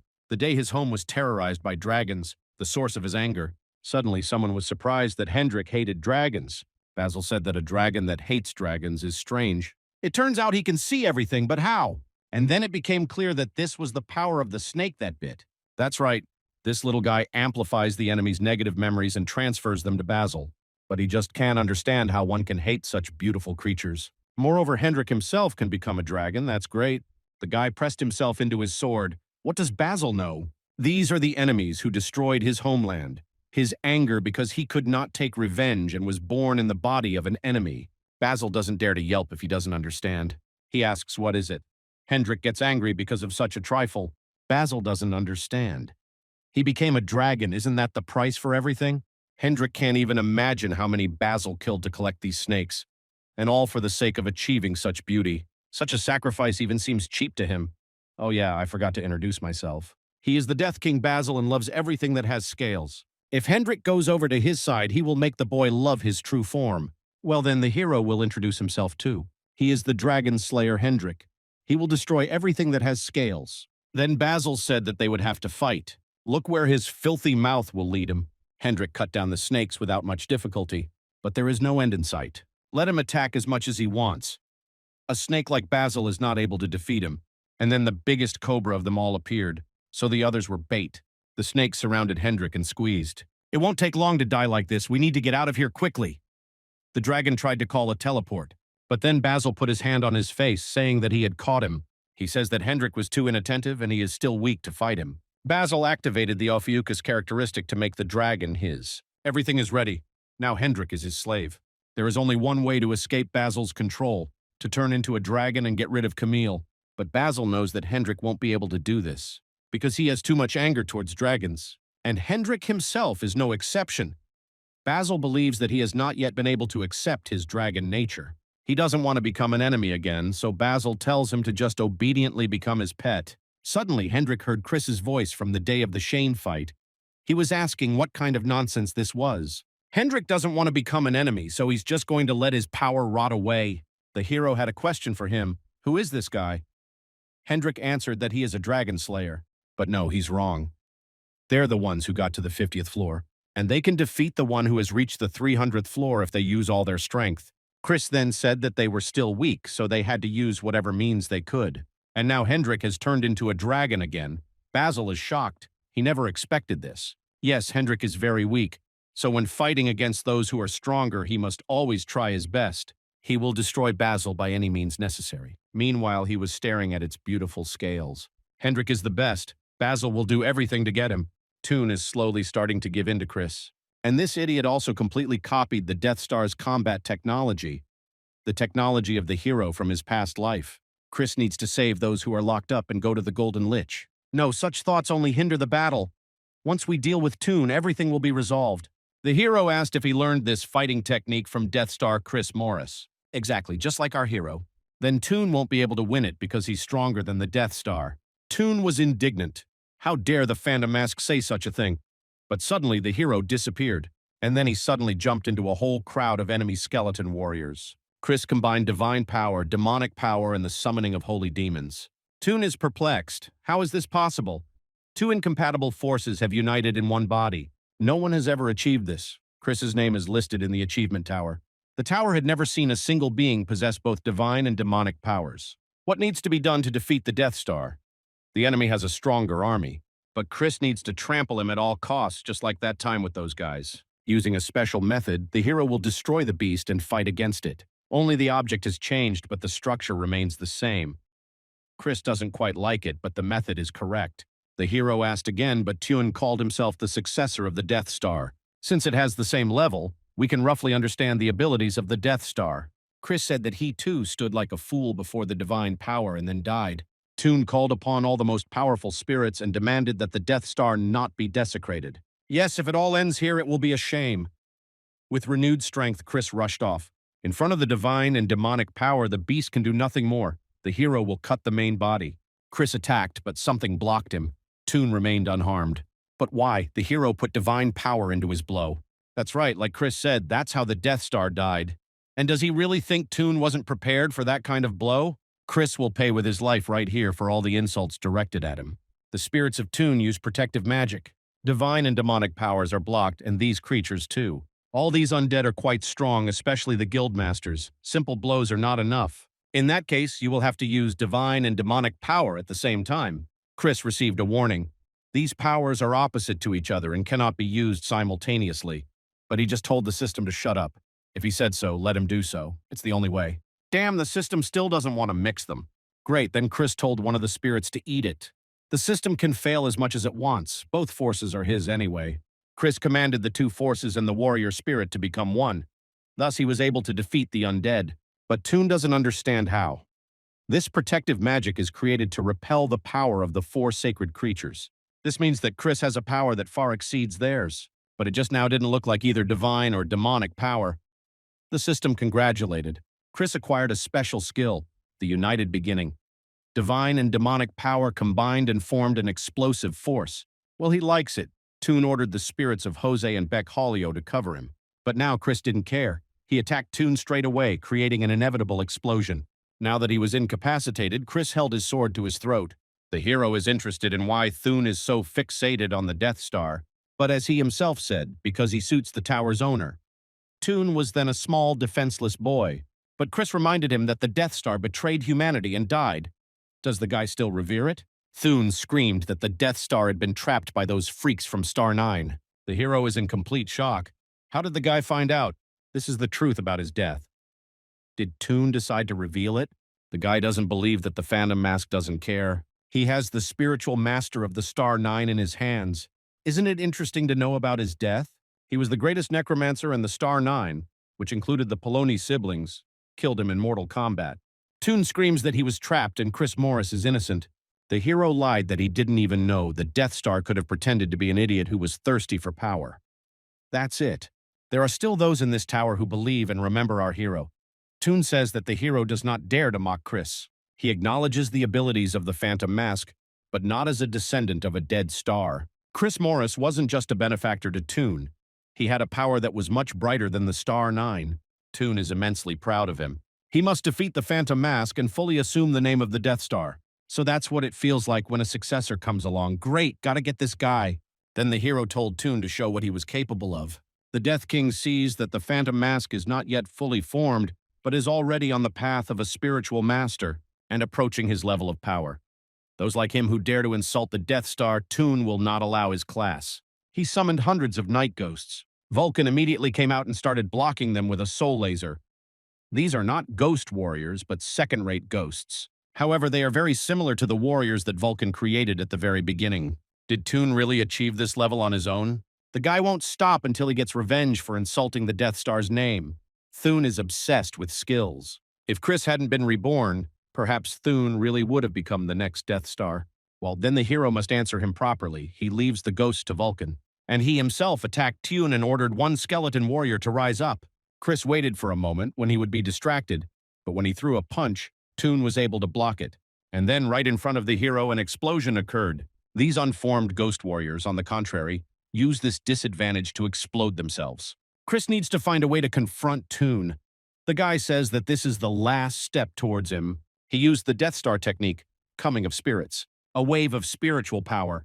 It felt like Tune's power was about to engulf the entire world, including the hero.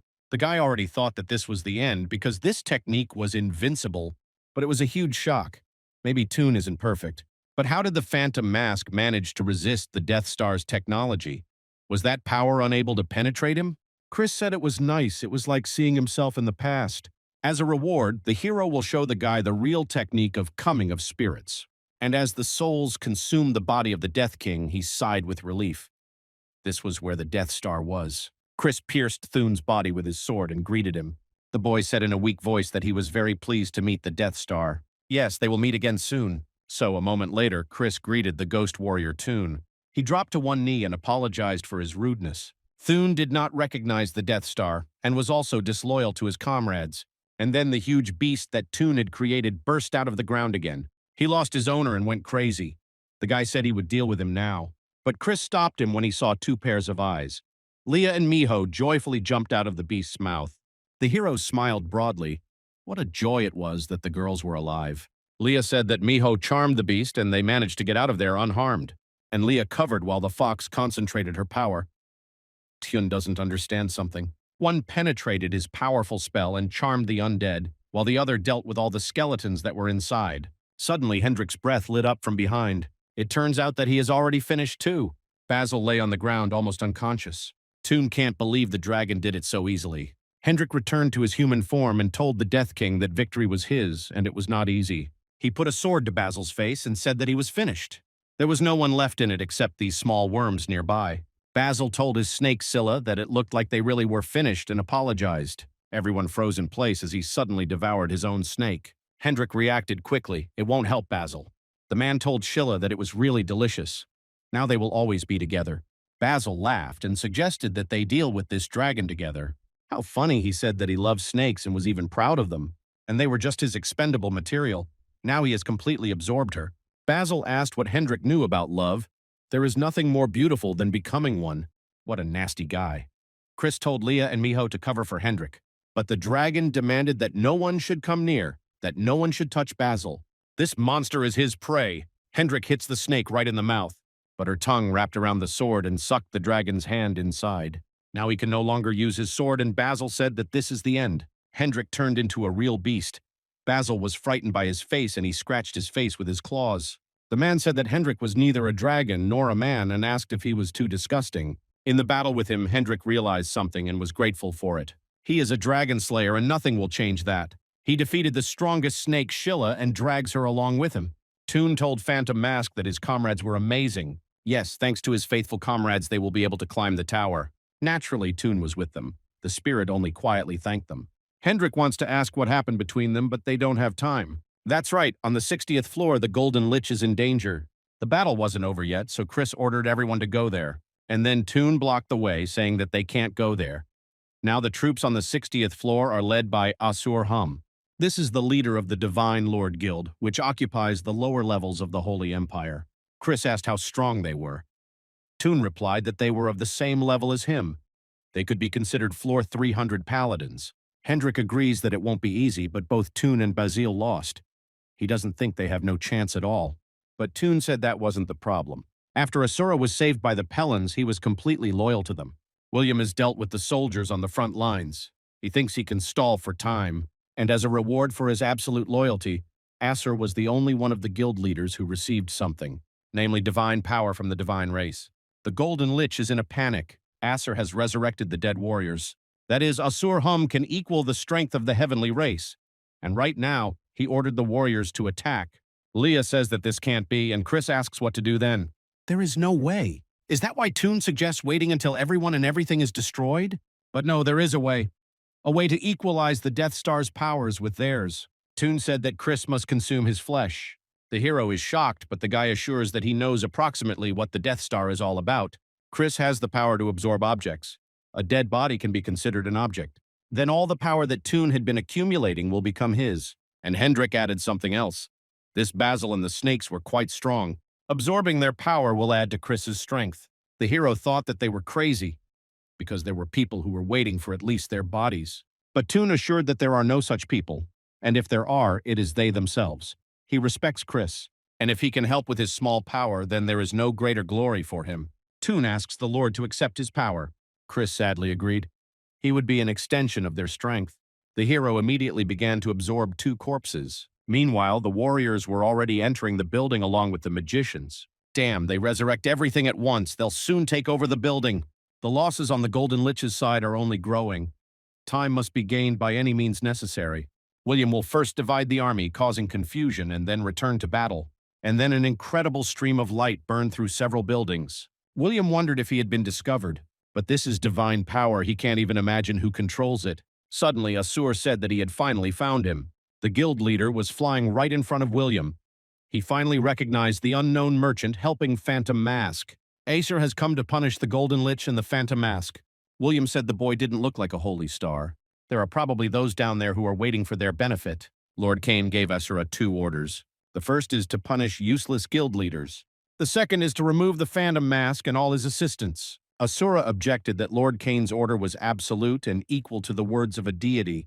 He had no need to think of other conditions. The Golden Lich told the fanatic that it wouldn't work out the way he wanted anyway. Asur asks how much longer William will run from him.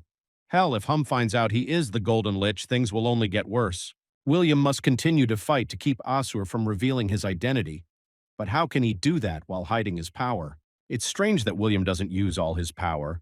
He used to show completely different skills, but now he only runs. Asur thought maybe this guy was hiding something. In that case, he should make him fight with all his might. Asur will find out what he is hiding.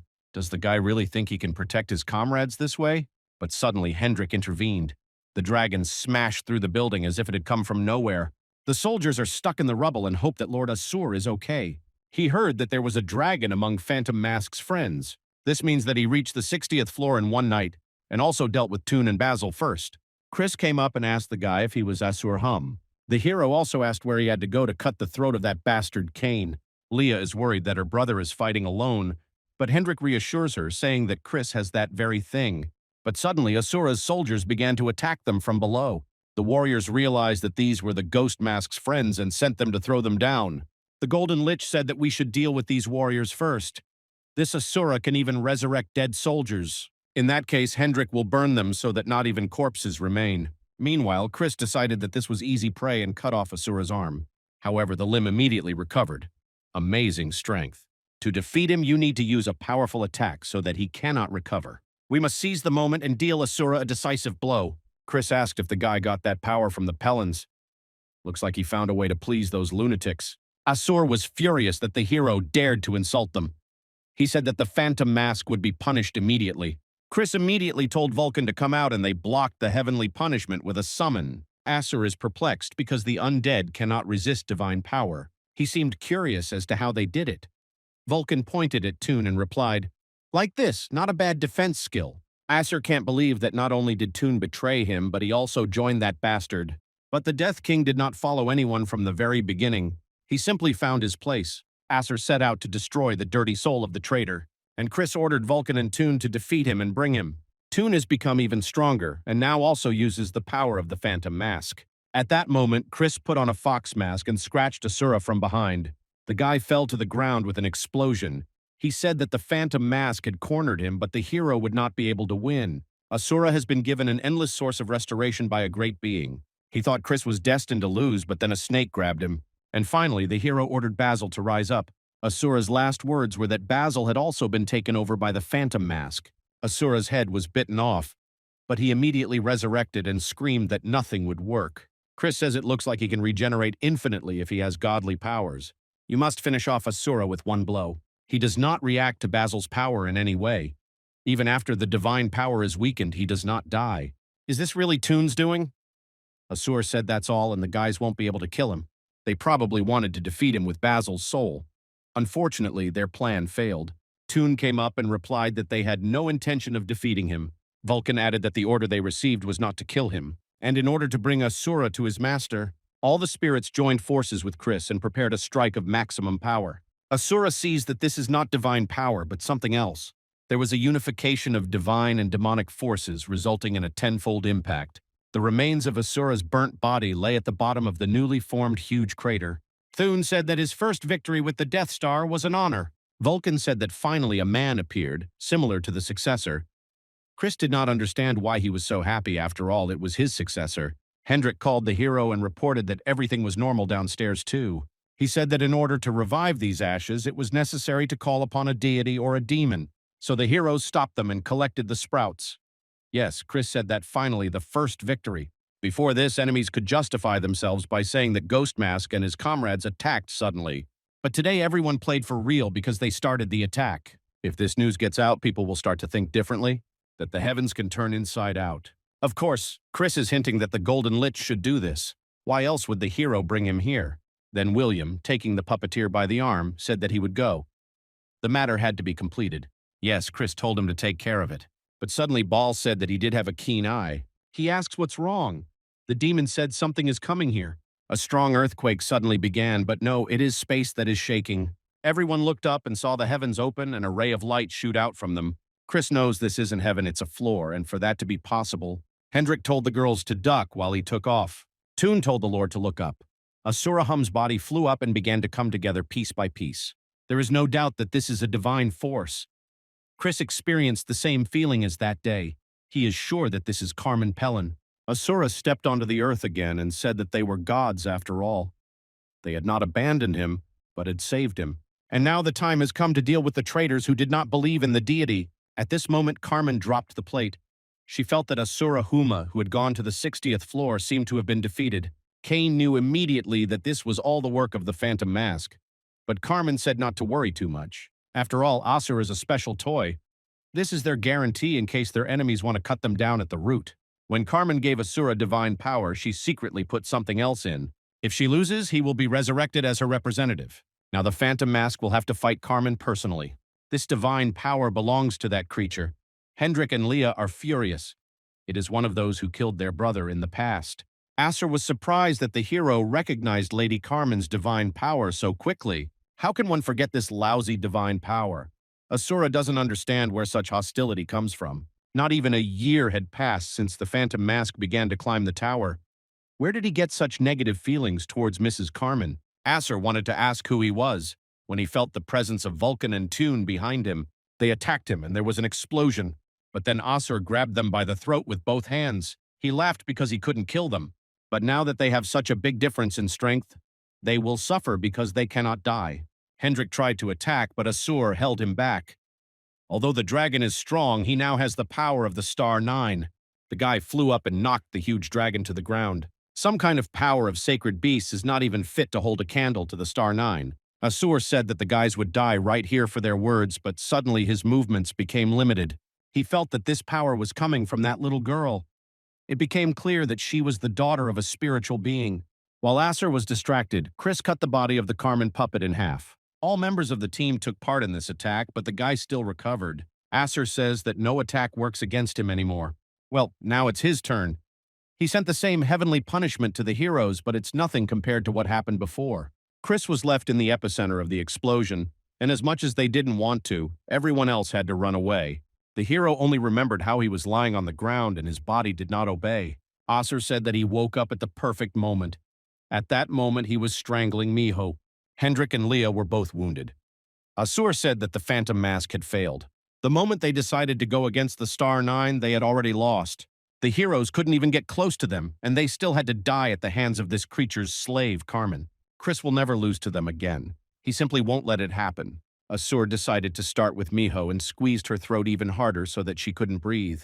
But suddenly, the nine-tailed fox began to talk to him. The Gumiho from the cub's body asked how Asura dared to touch her. He jumped back sharply, not understanding what had happened. What a terrible feeling. Could it really be that the one who climbed the tower was reborn? Kumiho organized an explosion and teleported the hero along with his friends. They found themselves in some unknown place. Leah asked if it was a nine-tailed fox. Kumiho said hello. They were seeing each other for the first time. Chris asked what kind of place it was. The fox replied that it was the 70th floor, the dark forest. But how could that be possible if they had not climbed? Kumiho replied that there are different ways to climb the tower.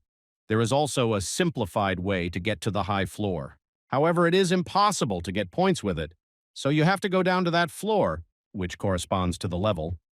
Leah also never climbed to the 100th floor but grew up there. Wait, Kumiho said there was a dark forest here, but Hendrik remembered that this area was not yet open. The desolate area was thick with fog, and it was easy to get lost. He asked why they were here.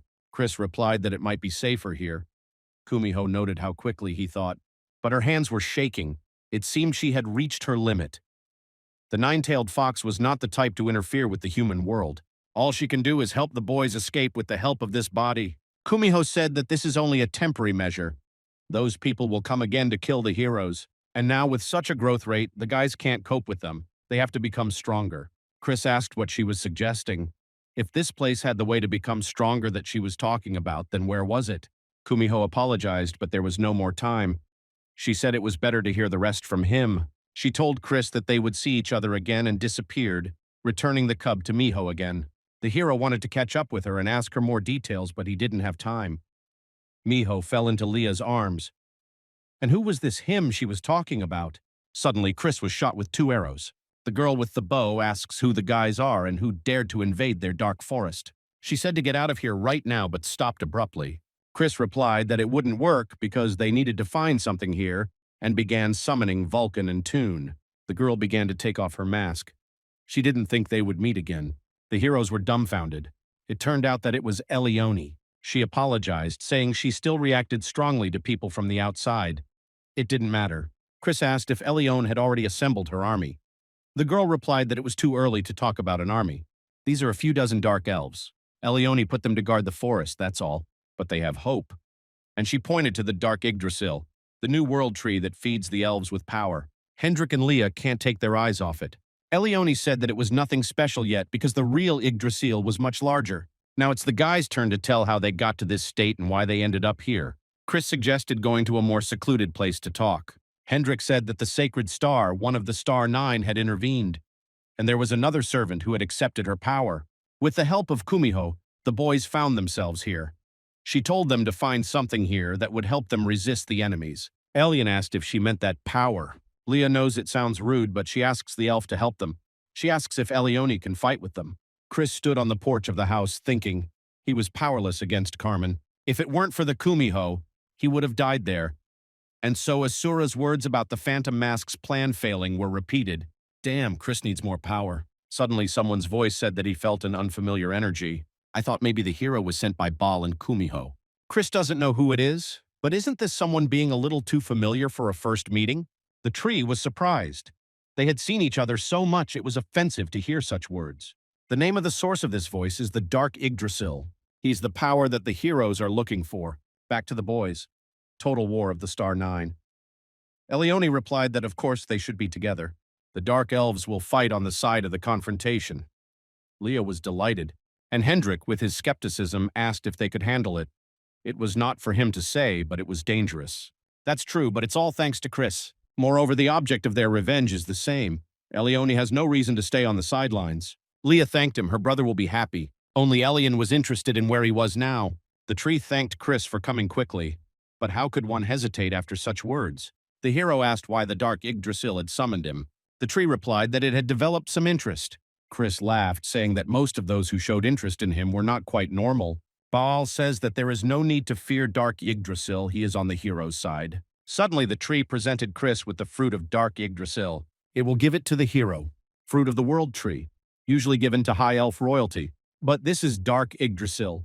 And considering the changes in the Dark Elves due to demonic energy, this fruit is a demonic crystal. If Chris absorbs it, he will be able to gain enormous demonic power. With it, he will be able to defeat Asura. But the hero wondered why the tree wanted to give him the fruit. Dark Yggdrasil is something like a god for the elves. It would be more correct to give it to Elion. The tree asked if Chris knew the history before the tower appeared. Yggdrasil, its source, was created by a god who had existed since the time of the previous tower. It was a gift to the elves, his creations. So the god of the elves is the father of the world tree. This god loved and cared for the elves. They were beautiful, controlled spirits and had longevity. No other creature could compare with them. Dark Yggdrasil asked what the weakest point of perfect beings was. Chris guessed pride. It is true that the elves were blinded by their own beauty and lived separately from other races. They were satisfied with this life, therefore they could not climb the tower with the same zeal as others. And as a result, for several thousand years there was not a single elf who could climb the tower. Chris is shocked. Tree asks him why he thinks the gods need creations that climb the tower. The hero answered, in order to become another god, and these creations were their power. Like Baal, for example, and those workers who got paid but failed to complete the task. What would Chris do with them? Naturally, he would have fired them and hired those who would listen to him. And then it dawned on him. Yes, Dark Yggdrasil says that their creator had great hopes for him and the Dark Elves, in particular for Elion. But now the elves have become too corrupted. They have begun to unite with other races and threaten the order of the tower. And at the center of it all is the Star Nine, powerful warriors whom Chris dreams of taking revenge on. Unfortunately, Elione couldn't become strong enough to obtain the power of Dark Yggdrasil, so she decided to give that power to Chris. The father of the World Tree offers to make a pact. The condition is to unite the Dark Elves, and the reward is the fruit. Chris has no reason to refuse, so he grabbed the fruit. The system warned that it contains strong demonic energy, and he must be careful. If this is swallowed without preparation, the demonic power will destroy Chris's body from the inside. The father of the World Tree says he will help him, that's it. Branches containing demonic power surrounded the hero. They will be able to prevent the force from harming him to some extent. Chris called Vulcan in tune. He will pour out all the strength he has to accept the energy of this fruit. And they must protect the owner until he gets all the power or until he dies. So everything was ready and Chris began the takeover. Meanwhile, the boys ran out of the house after him. Hendrik pointed into the distance. There was demonic energy there. It wasn't there when they came here. Right, Leah remembered that this energy was connected to her brother. Suddenly, there was an explosion from behind. Asur, having killed several dark elves, asks how the hero dares to evade the judgment of the sacred star. He finally found where the rebel was hiding. This time, Asur is determined to go all the way. One dark elf survived thanks to the magical power within. He asked how Asura could get here so quickly. Hum replied that the eyes of the Star Nine were everywhere. It was much faster to start in the areas where they had the fewest eyes. Asur said that if the elf doesn't want to die, then let him call the ghost mask here, like ask him for help. Asura began to strangle the elf as a dragon's head loomed over them. Asur flew away and began to look around. Hendrik took the elf from his hands. Asur asked why he and Leah were here. This is just ridiculous. They should have brought the phantom mask, or at least that relic. After that incident, Miho never came to her senses. Most likely, this is a consequence of the Kumiho's power. She couldn't help the boys anymore. Hendrik doesn't know for sure, but that demonic energy above the World Tree was most likely Chris's doing. It seems he has absorbed something incredible again. Then Hendrik has only one thing left to do. He must stall for time until Chris returns. He threw an elf to Leah, told her to take him and get out of here. She didn't want to because they had to stick together until their brother returned. Hendrik shouted that she didn't have enough strength now and shouted again for her to leave. Looks like Phantom Mask is up to something again. Well then, if Asur kills the guys and he doesn't show up, no one will stop him. He began to advance. Leah took the elf under her arm and began to run away. Asura didn't like it. He wanted to hit her, but suddenly someone shot him in the hand. Alien flew up, asking how dare he touch her people. The Star Nine declared war on them, the Dark Elves. The arrows contained demonic energy, which was different from that of the Phantom Mask. It interferes with Asura's recovery. Demonic and divine powers are opposites. If he keeps getting hit, there might be problems. In that case, he'll deal with Elian first. Asura is incredibly fast, she can't react. Hendrik intervened and blocked his hand with his sword. And here he himself will stop Asura. Hendrik uses the power of the dragon race, the dragon's breath. The hand chased after Elian and the dragon screamed at her to go away quickly. And then Asura's hand grabbed her face and pressed her to the ground. He is a representative of those creatures. He warned that he would kill Elione first. At that moment, her fate was already decided. She insults the will of the gods. Asur felt a powerful energy. So that's where the Phantom Mask was. Hendrik can't let him hit Chris, so he quickly rushes to Asura and tells him to fight him. If he tries to put the main guild in danger, we'll have to take his life first. Asura is almost brought to tears by such devotion. Well, he tells Hendrik to try to stop him if he can. He successfully blocked the blow of the heavenly punishment. And the dragon turned out to be not so weak. If Hendrik had grown a little more, he could have been a danger to him. Asura burned a hole in the dragon's body. Hendrik asked if he was done talking. If so, let him attack then. Hendrik is still able to fight. Yes, he has an inflated sense of self-worth. Or, Asur suggested, it was precisely because of the dragon's blood that Hendrik was still standing at all. Wasted so much energy on this bastard. This is the reason for Asura's defeat. Hendrik told him to take better care of himself, otherwise he wouldn't be able to get out of it. The Dragon Slayer sword spirit dealt countless blows to Asura. It can't be. Leah has an attack speed that his recovery can't keep up with.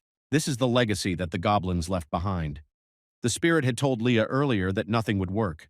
She would simply buy time, nothing more. She might be able to outshine him a little, but it won't last long. She can't handle his ability to recover. Until a man falls from above who will supply Leah with divine power, they cannot count on success, even if the one in the mask comes back. In general, Leah does not deny it. The spirit screams at her to run away from here right now. She is the last of her kind. Does she really want to die without avenging her race? Leah replied that after Chris saved her from the kobold, he and other people did nothing but protect her. She had received help so many times, but she couldn't do the same for them.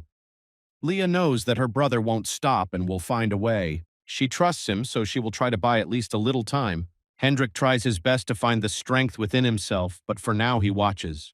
Leah is incredible, but her eyes are bleeding. She's already on the edge. The goblin girl is trying to buy a little more time, just a little more time.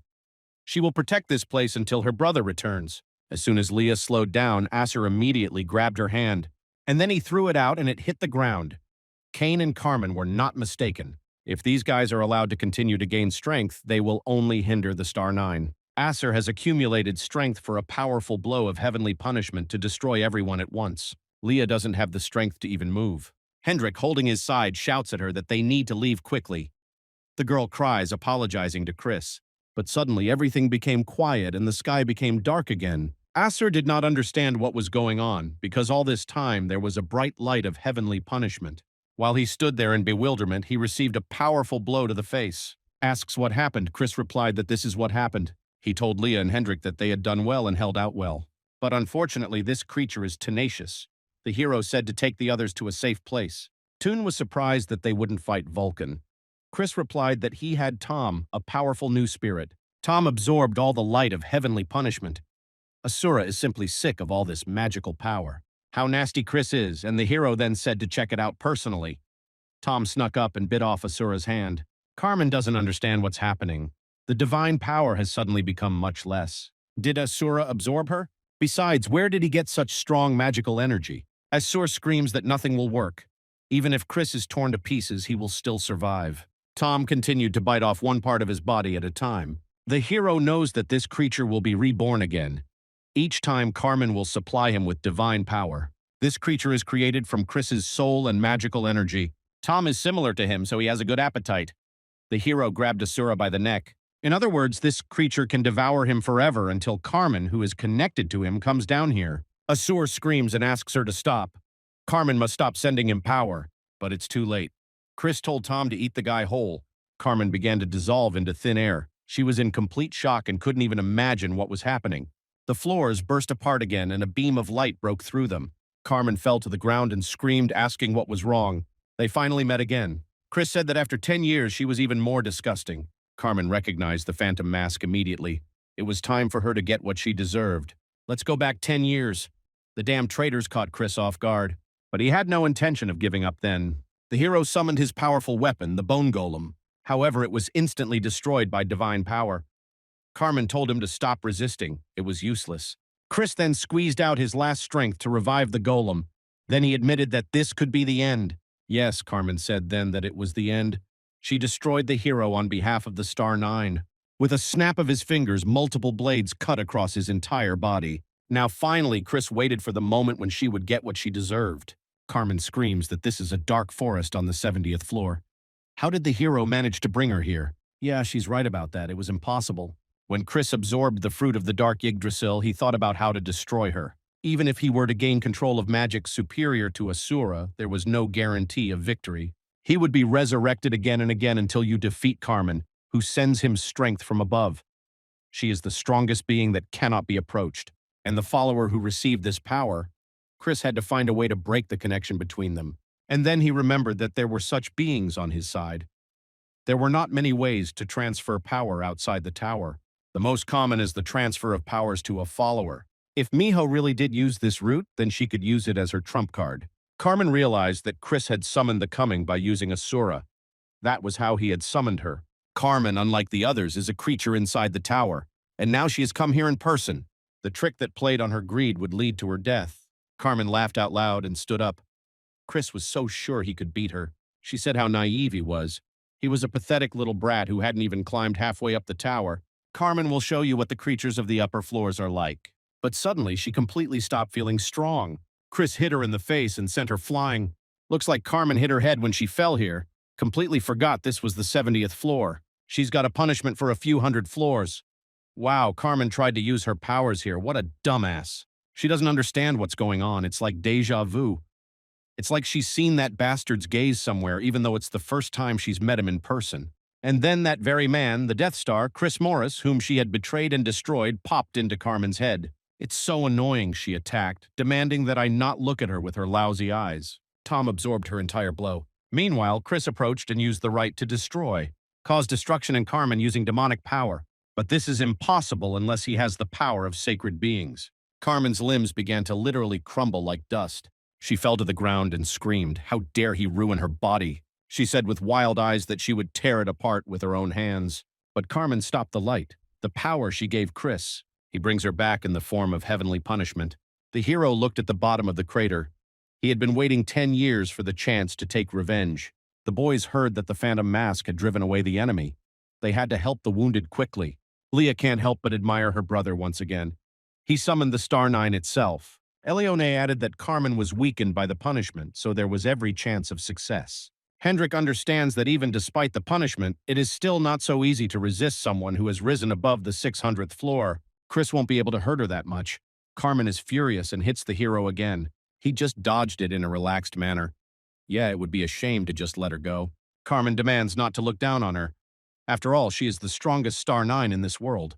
The girl hit the ground and it started to split. What an idiot. The wave reached the elves as well. The poor inhabitants began to flee from all over. Eliona commands everyone to climb the branches of Dark Yggdrasil. The holy attack will not be able to damage the tree. Hendrik hopes Chris also knows that this attack won't last forever. Yes, Carmen uses force on purpose despite the punishment. She moved closer to Chris and their powers clashed together. Carmen screams that if she tries even a little harder, he will immediately die like a pathetic bug. And then Chris summoned Camille, Basil's huge snake. The hero can say the same about her. Carmen has become weaker than she was 10 years ago. Maybe because she stopped climbing up and grovels at the feet of sacred beings. Rage overwhelmed her and she crawled out of the snake's mouth, burning her. Carmen screams that the Phantom Mask doesn't understand anything. The explosion engulfed the entire dark forest, turning the ground into a field of blazing lava.